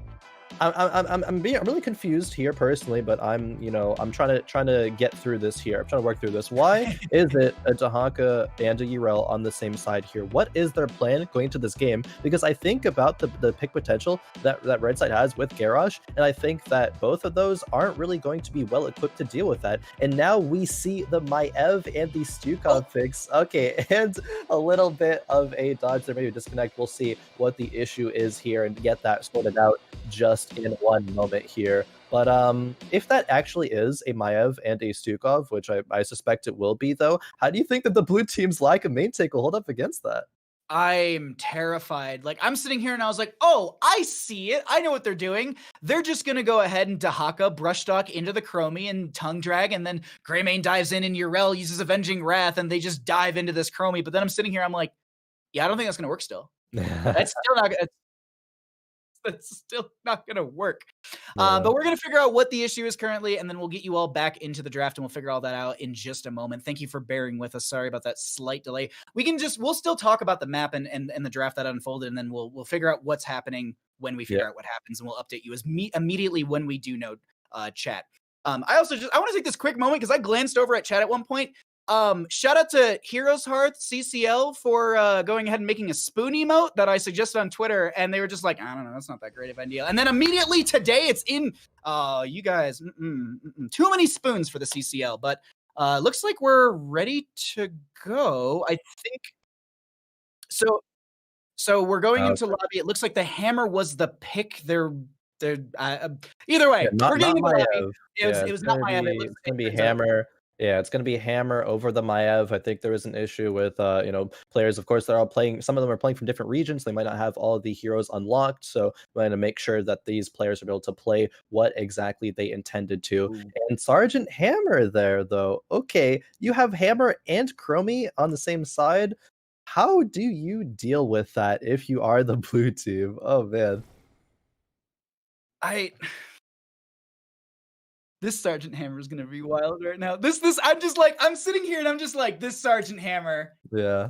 I actually kind of wish it was the Maiev though. Like, the Maiev would have been so fun to see, but either way, Sergeant Hammer, Infernal Shrines, a lot of good siege potential, a lot of good poke potential. It's really going to come down to the Yrel, Greymane, Dahaka to try and get into that back line and get onto the Sergeant Hammer. It's really, I think, going to be the ball's in their court to make those plays as the main tanks. And obviously that's a pretty standard thing to say, but like even more so here, that Yrel Righteous Hammer needs to knock back Sergeant Hammer or set up a potential kill for them. I think that's the big thing is Tongue Drag, Righteous Hammer need to be the critical tools used by the Yrel and Dahaka players. Oh, definitely. And it's going to be another moment before we are able to get our game underway. But Man, taking a look at that draft again, I think this will be a very interesting game to see how well Garrosh is able to play this, because if you look at members like Chromie and Sergeant Hammer, you're gonna think that you're gonna think that the Garrosh might not be able to throw the heroes in and get a lot of burst potential kills there. But rather, with the aggression that the blue team has with Garrosh, you kind of maybe want to play back and just like throw your like ally toss your heroes away to safety and just play for more of a peel rather than engaged style of play there. So will we see that? I'm not sure, but I think we actually had another change in terms of the picks there. I think it's going to be a Kerrigan there on the last pick of the blue team. So we'll get this game underway in just a couple of minutes. Yeah, so that Kerrigan coming out, that's exciting once again. We did already see Nick's Kerrigan on Towers of Doom for our first game. I believe that was also where we saw Hazuab's Greymane. So a couple repeat picks here. Nothing against that, but just at least in my mind for the scouting grounds, the way that I picture a lot of these players, you'd want to showcase as many heroes as possible. Regardless of a win or loss, Lore is a really good example. Game number 2, Li Ming was Battlefield of Eternity, and they lost that game, but they had the highest heroic damage throughout that entire game. And and I know, like, you know, stats are one thing and plays are another, but stats do hold some viability, especially when a team is considering a ranged assassin player or even a solo laner that has ranged assassin heroes in their pool. It's just little things like that. Showcase your pool. I mean, yes, you can win the games. Winning the games feel great, but playing all of your heroes is like, I think that's you're doing yourself the best when you can showcase as many heroes as possible. And this is just a tangent of my own, but like Lutano right now, they're showcasing that they got a Sergeant Hammer pocket pick, and that's the most exciting thing for me, because let's say Lutano's not even in the core 5 roster, they're the sub. You can just rotate that sub in, and you have a Sergeant Hammer pick now, and the enemy team has to be cautious of that. It's exciting, and that's all I'm just rambling about. Khroen, we're here. We're on Battlefield. We're on Infernal Shrines. Let's go ahead and get into this. On the left-hand side, we have our blue team. June on the Ana, Laber on the Dahaka, Vesper on the Urel, Nick on the Kerrigan, and Hazuabs on the Greymane. And over on the red side here, we have Lutano on the Sergeant Hammer, Cure on the Malthael, Elheim on the Stukov, Hunter CJR on the Garrosh, and Got Filth on the Chromie. Got Filth, a member that I want to talk about real quick, has played a couple of Li Ming games, but also has the Chromie in the repertoire as well. Not a lot of chances to play Chromie, as she has banned out a lot though, but we can really see what he has to offer here. Showing off that pleb horse as well. Yeah. Show it off. This plain old brown pleb horse coming through, but we'll just kind of set up in bottom lane. We see our level 1s are ready, and time traps being set up. Mid lane. That's a tongue drag from Dahaka. Kerrigan almost actually finding the combo as that Hunter was pulled through it. It was a weird interaction on the ground, but Hunter almost going down, taking a lot of damage, and the blue team walks away and just continues rotations with the Dahaka in bottom lane. Yep. The red team had the priority on the wave clear there. Chromie being so good at doing that. We see, I'm looking at how the laning setups are here, and we see Kira aggress a little bit onto Liam in the top lane there. But, we have Urel in the top lane for the solo, but also a Dahaka in the bottom for solo, but going to dig in here to the top lane and try to find a kill here, but just a really good boop away from Lutano there on the Sergeant Hammer, and is going to remain safe here. Nick gonna clear things up. I would assume we're gonna go Sharpened Blades at level 4, just increasing the damage on the thing that you're gonna be able to also deal damage and burn through these sappers forward during the objective phase. Like that's another thing. Like Kerrigan pops up on Infernal Shrines more often than many other maps. Like we saw it on Towers of Doom, and it absolutely works there. But I think this is such a great map for them because there's just so much fight potential for the Kerrigan, and also Shrine Clear availability for them is massive with those Sharpened Blades. But there's gonna be a Righteous Hammer, everything going on to Hazuab. Kira's gonna dive in onto them. June doing their best to get the healing darts out. No one going down just yet. It's a killless game, 2 up on both sides, but a little experience advantage in favor for the blue team. Killless game, but you wouldn't think that with the amount of aggression that we see, players are able to survive through that though. Both teams going to trade out some siege camps right now. Maybe gonna go towards the bottom sieges, not yet though, but we do have a lot of murky potential with Hatsuabs on that Greymane. Kerrigan also actually does murks rather quickly as well if she dumps her full combo into that. Chromie solo holding bot lane here, Lutano clearing the murks in the mid. Kind of a little bit of a stalemate here before we get underway in the next minute to our Shrine phase. First Shrine is going to be mid lane, will be Arcane Punisher as well, as I can kind of cheat and look at the mini-map and let you all know about that.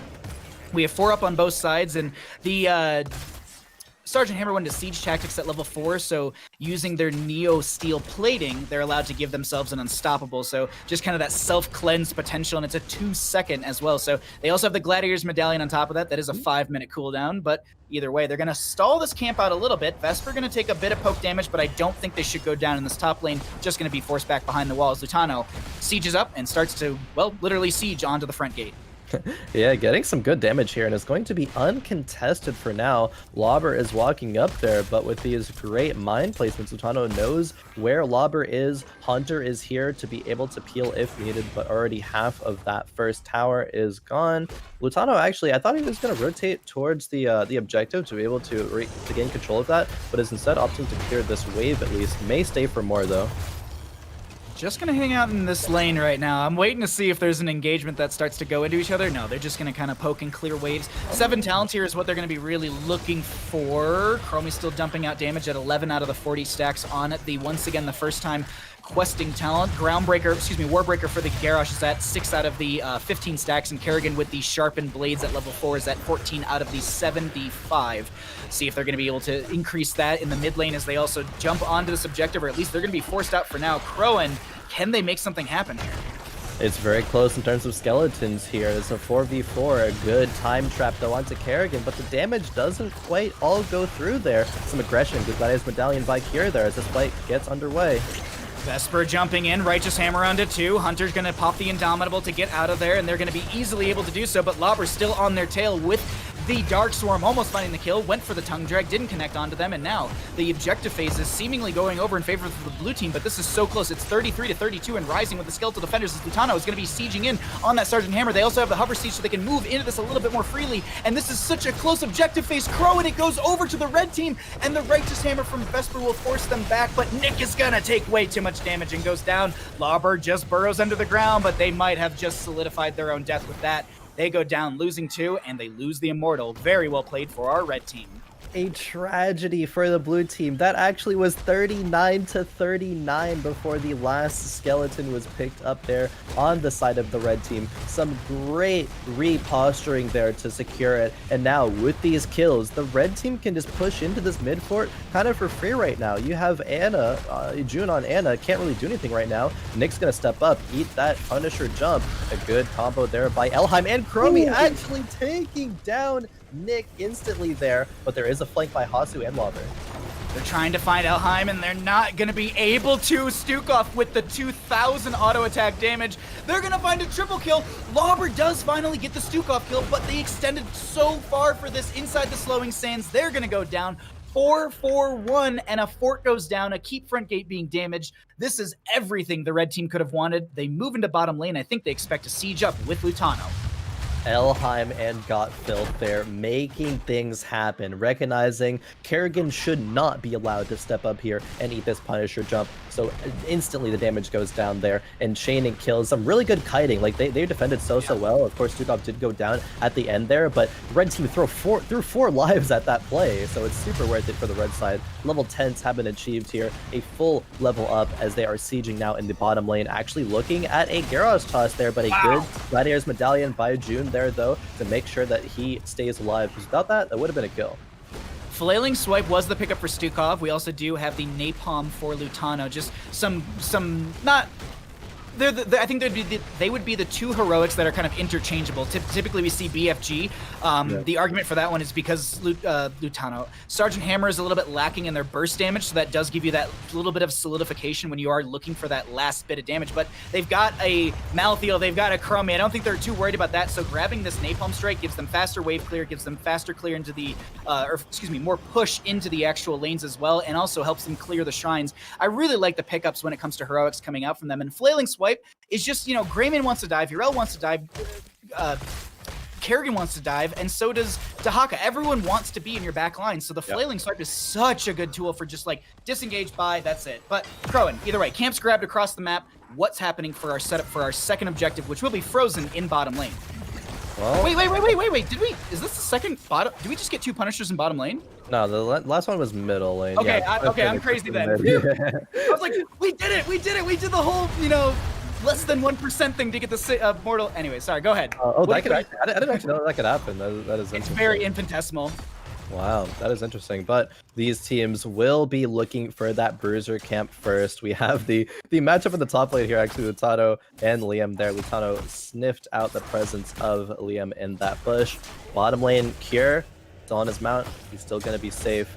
What are we going to have here? We're going to have 13s achieved by Red on like, I think by the time that this Frozen Punisher Shrine does spawn. So will Blue be able to find any sort of engage beforehand? Will they still fight 13 talent tier down? They probably shouldn't though, because the posturing and the positioning, if Red team is able to have that on the Shrine, like how does Blue push into it? They don't, especially with what you said, the Stukov with the filling swipe. You're not going to want shove because you can only shove one member away, but they're going to have multiple diving in there. So some really good things I think are happening for the Red side here. Well, with them up, let's go ahead and actually, I'm going to let our production know we're going to jump into blue comms right now and find out what they're saying. Look for Yarsha. He's going in alone. I'm coming. Yeah, he has a drag. Try. Am I knocking here? Yeah, Garrosh knocked him to us. With Yeah, ice. Chrome's in there too. Chrome's in there. Yeah, we win. Inside, nice. I can kill Chrome by myself. Curious on me. Nice. Yeah, I'm watching. Nice. Been playing on Shrine. Yeah. Shrines. Get don't play in Hum. That's fine, that's fine. Okay, I can't really go yeah. far off. Yeah, that's good shit. I can burrow top. I burrow top. Okay, sure. Okay, good wave. Oh, there's a hammer here. Really well played in communication during that team fight. Just I was in awe, Khroen, as their calls right there, and I keep on this, but you said it earlier, and it's such a good way to call it. Clean comms, just very clean.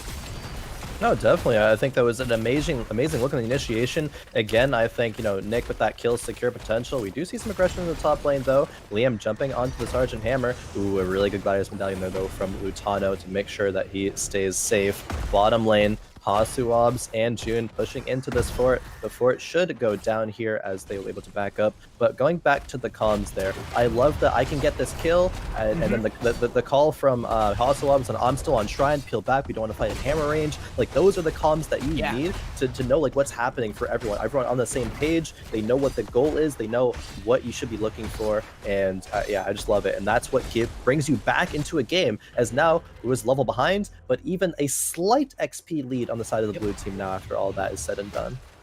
I'm just going to jump over to this really quickly and I can look at it. So just for experience deficits, I mean, we're looking at 3 to 6 in kills, early game kills versus late game kills. So 3 kills versus 6, we are looking at 2,700 experience versus 3,500. So it's like, you'd expect it to be like, oh, 3 kills to 6 would be half. No, it's because scaling and all of that, they're actually pulling ahead in that. But like, mercenary camps are pulling them back up. They have good minion experience. They're a little bit behind on passive, obviously because they don't have the structure damage, but overall, like, they're keeping neck and neck with this, with some of those mercenary camps, with the kills that they've gotten this later half of the game. We'll see what happens here, as it is about to be 16s up on both sides. Oh, there's a Dahaka flank coming in. They're going to be looking for Lutano here. They're going to dive in with Nick onto Helheim. The tongue drag won't connect. Flailing swipe coming out to force them away. Hunter going to pop their Indomitable. There's the isolation on top of them. Hazuob's looking just to get some damages. They do have their Inner Beast up and available. There's going to be Vesper jumping on top, and that will be a kill onto Garrosh as the Ultralisk is cleared out. Lutano forcing back Hazuobs, who dumps the bullet into their face and says, cool, I can disengage, but Malthael, look at them on the top of your screen, is going to push out one wave, and they should be able to solidify the fort for the friendly team. Yes, they are. A lot of cool things happening there. Hasuob's at the end being like, no, I'm safe. I can keep stepping up here. I can dump a bullet into Hammer and force her back. It'll be up before anything else is happening. But mitigation of losses there. Cure recognizing if I rotate down, it's not going to do anything. I'm going to make sure we get this top fort. Try to get back that bit of XP there from that kill. And a rotation's happening as a team here. But Lauber, great job anchoring. He's going to be able to pull Malthael in. That's a self-cleanse from Malthael, but they actually get the gladiators out of Hazuobs, who gets the last rites applied to them, and they're going to go down. I can't believe the turn of events that just happened. Oh man, okay, a good sleep dart from June there, going to be able to run away. But man, that was a great identification of, oh, there's the hockey here. I'm not actually in trouble. They are. And a great turn kill there from Cure. securing that with the last rights there. Love it. It is back and forth once again. These are the games that I know that these players can provide for us. The amount of competition here, the amount of just pure skill from both sides. I'm loving it. This could go either way in these next Punisher phases. It is pretty even. Both teams looking to secure out their bruiser camps. Red team a little bit earlier though, as they're going to march over to the blue side right now. So we have first shrine mid, second shrine bottom, third shrine mid once again. I don't believe we've had a top one just yet. Vesper gonna try and back out of here as Lobber gets thrown around by Hunter. Tongue Drag will connect onto them. Hazuabs, do they have a Cursed Bullet? Indomitable use, Slowing Sands. Ooh. There's gonna be Nick throwing a combo into them, and they find the kill into Garrosh. Great timing by Nick on that Kerrigan combo there. As soon as the Unstoppable from Garrosh worn out, boom, a stun and then an immediate kill there. You're not going to be able to get that Stukov healing. At that another combo actually onto Kier here. The Nano Boost comes out too. Oh, the Nano Boosted!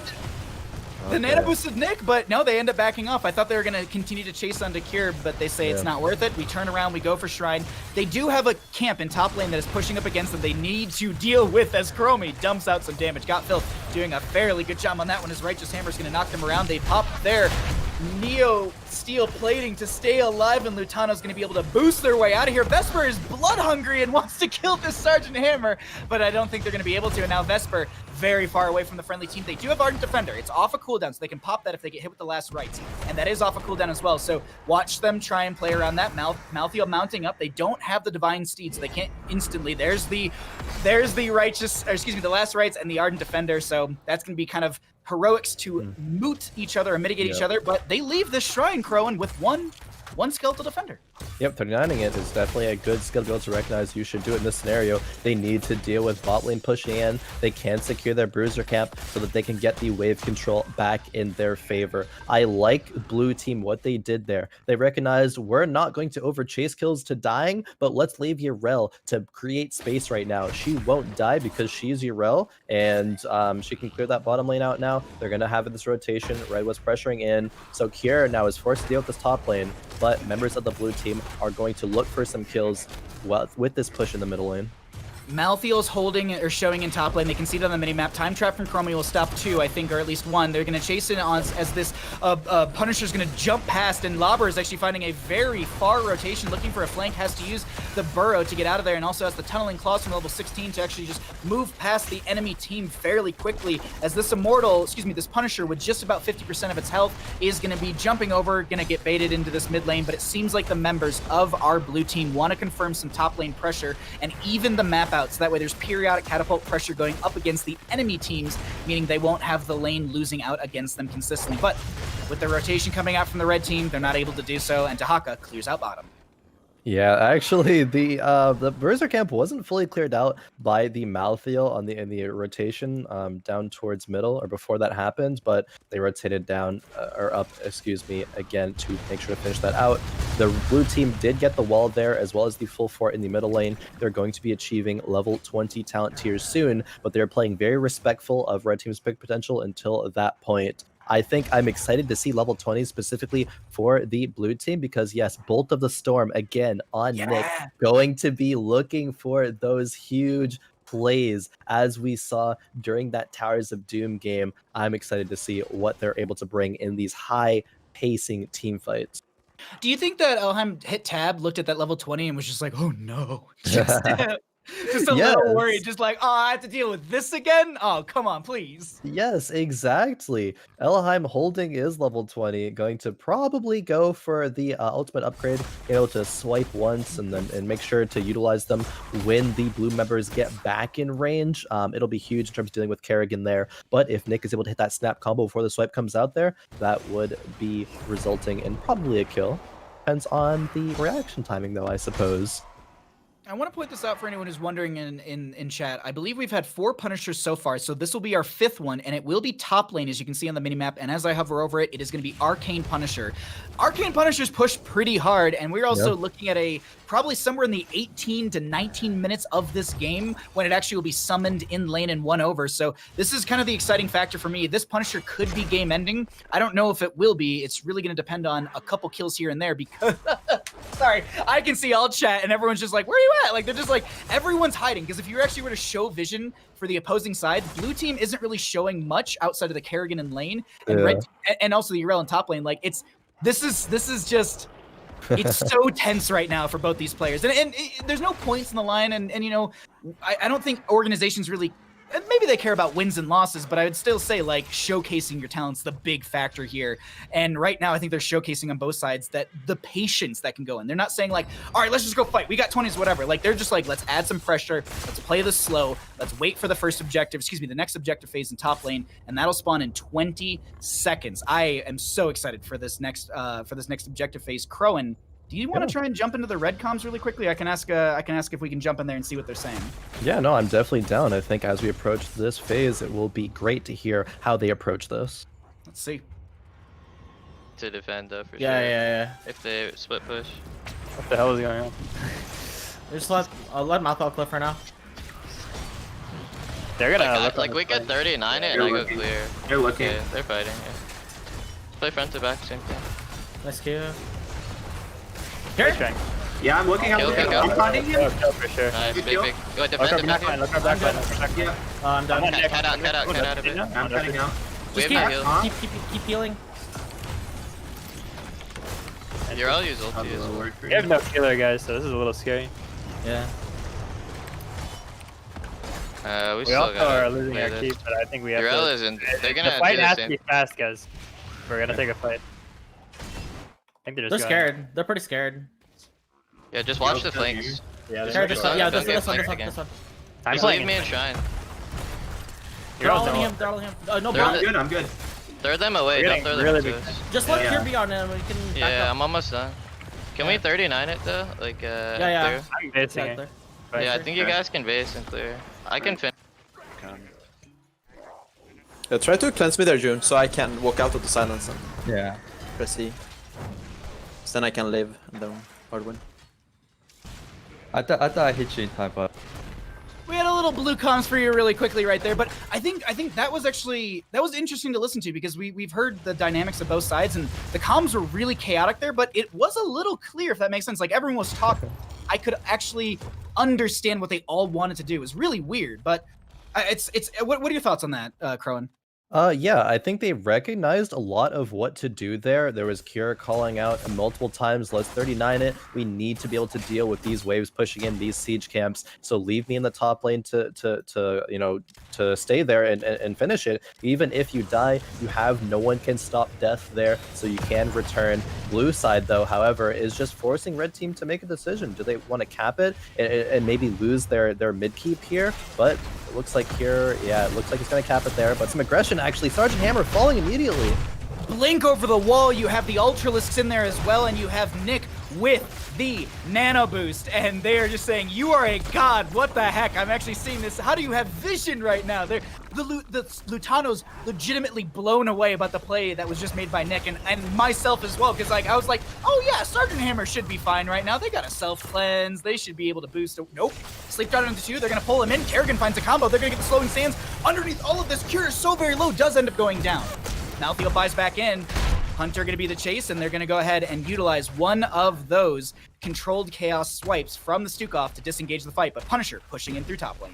I love how blue team is playing, with all the ability that they have. Right, there was the double sleep by June there, and Nick's like, all right, I'm watching you, June. I'm watching what you're looking for, and I'm gonna follow immediately. Results in another kill, forcing Malthael to use that 180-second cooldown. No one can stop death. They're able to rotate back into the top lane to clear the Punisher before it gets a keep. It gets about half, but man, we are getting to the late stages of the game now. Baha 8-8 in kills, about to be level 23 to 23. One keep is down on the side of the red squad though, but if Kerrigan, if Nick is able to find more combos like that, we could see a 3-0 series.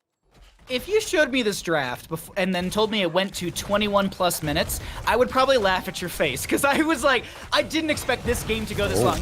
Wait, hold on, that's a tongue drag. There's going to be a lot of damage onto Sergeant Hammer, somehow they get picked off. Crystals from Nick as they're going to get the Nanobus. They're going to try and jump onto Hunter, who gets the flailing swipe out from Elheim, saving them. But there's the brush dart coming in from Lobber, chasing in onto Elheim. Do they have a tongue drag? There's going to be the medallion used, but they still get the tongue drag. Righteous Hammer going to knock him around.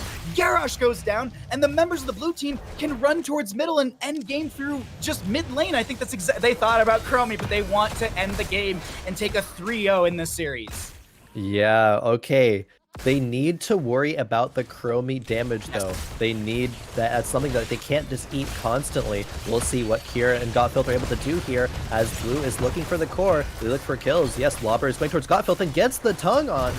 Nick with the combo. They're going to stasis for a second. Last rights onto June. They're going to find the Ana kill. 1 kill for the red team, but they're going to find the counter kill into the Chromie as Cure uses the self-cleanse, and they back towards the keep, but the enemy team now diving onto core. Ana isn't really the biggest damage threat to ending the game. It's mostly the Greymane Kerrigan as they get another tongue drag. Cure goes down, and that will be game. Going over to the members of our blue team, they take our final series of the day in a 3-0 fashion. G2, well played. Khroen, what an insane series we had to close out our day. This was so much fun. You say GG, well played. I'm like, yes, very well played. In fact, that was some amazing plays there, not only by Nick on the Kerrigan, but Lobber there. Lobber made 3 huge plays there at the end. Well, first of which being they found the initial engage, the isolation to kill, and then Brushstalker ahead. And okay, so when he went towards Stukov there, Stukov cleansed Gladiator's Medallion, but the patience from Lobber there to hold that tongue until the Gladiator's Medallion was indeed finished to then secure that kill, and finding not only the next tongue when they were pushing core onto the Chromie, wasn't able to time out in time, time out in after, but it was not enough there. Lobber making things happen on the side of the blue team to end that game. I mean, I said it for the previous game for, I believe, Lobber's Haymaker Muradin, and I'll say it for this game. The Dahaka play was out of their mind. Like, I legitimately thought they tongue dragged and the medallion was at the exact same time, but no, you called it exactly right. They held that. I thought I saw the tongue drag animation happen already. That was just, nope. I'm blown away by the plays by all these players. And like, yep. We were talking a lot about Lobber, but like June had some insanely good biodiagrams throughout that game. Hazuabs knew where to dive. Kerrigan was right there. Vesper had a lot of control. And on the opposing side, Malthael had so many good moments with last rights and be able to chase people away. So many good self-cleanses. Lutano's Siege was insane throughout that game. Chromie was able to solidify so many good kills as Got Filth. Hunter just set up so much for that friendly team with these Warlords challenge. And Stukov, God, Elheim, you played an insanely awesome Stukov to watch. My praise goes out to all 20 players today, but today was an absolute blast of games and plays. This was so much fun. We're currently going to get, I believe, an interview set up for all of you. So we're actually going to be having Vesper coming in just a second. So we're going to get that all set up for all of you. And then we'll get them in here and we'll ask a couple questions to that Urel player. And, I'm excited to ask them about some of those solo lane matchups, especially into the Diva. Like that's what I'm most excited to find out a little bit about. But there you can see that is our team winning roster as we are going to bring Liam. And at this time, congratulations on your 3-0 victory during the 3-game series. How are you feeling, Vesper? I'm feeling pretty good. It was a lot of fun to play with all those super talented EU players. So I have a question immediately. I want to go back all the way to Towers of Doom, and I want to talk about the Diva versus Urel matchup, because you grabbed Diva, if I'm not mistaken, and they grabbed the Urel. And Khroen and I were talking a little bit about that, how that's kind of become the meta matchup. Can you talk to that kind of how it works out, and how did you kind of hold back the Urel consistently throughout that game? Yeah, so basically the way Urel clears the waves is she has to jump on the waves to get priority. And with Diva, because of her dash, you can interrupt that jump. So pretty much you just get wave priority at all times if you play it correctly. That was really interesting. Yeah. Yeah, it's a really good counter. Yeah, thank you. I'll have to try and take that into my own games. Khroen, do you have any questions for Liam? Yeah, I have a couple, but firstly, a follow-up question about that Urel Diva matchup there. I think there was some priority on the bans of Diva afterwards, but then you wanted to, or at least your team wanted to, secure Urel early on in the draft. Was that, just the fact that Urel's really good? Was that a denial from Cure? Kind of what's the thought process there? Well, I think it's sort of map dependent. Like on Towers of Doom, for example, Diva beats Urel, so we had a higher priority on Diva there. Whereas on BOE, it's way more important to have that teamfight potential, and Urel offers way more teamfight potential. Same with Infernal Shrines. Oh yeah, definitely. I think that is some great insight. Also, another thing that I wanted to ask before I pass it back to Bahamut, but during the I think it was a mid lane Punisher fight where you jumped towards Lutano and maybe to secure the kill, maybe just to buy space for your team there. But you're Yrel, you're very hard to secure. Kind of like, what were your team's comms like there when you jumped forward to Lutano and were like, okay, I'm not going to secure this kill? Like, were you communicating that with your team? Kind of like, what was the thought process there, and how were you as a team going about that fight? Was that when I got run down in the bottom lane? Yeah, they're running at you, and Malthael last rights yeah. you, and Yeah, then and you you popped all your art to defender, survive yeah. there. Yeah, though. But like, Yeah, did you chase, I guess, being like, I'm gonna get this kill, or do you just want to buy space for your team to finish the shrine there? So I was trying to get Lutano there. My E didn't connect, sadly. It was really close to landing. If I landed that E, I could have killed him for sure. But as soon as it missed, I sort of just told my team that I would be fine because I had Cleanse and I had Hand of Freedom and I had Ardent Defender.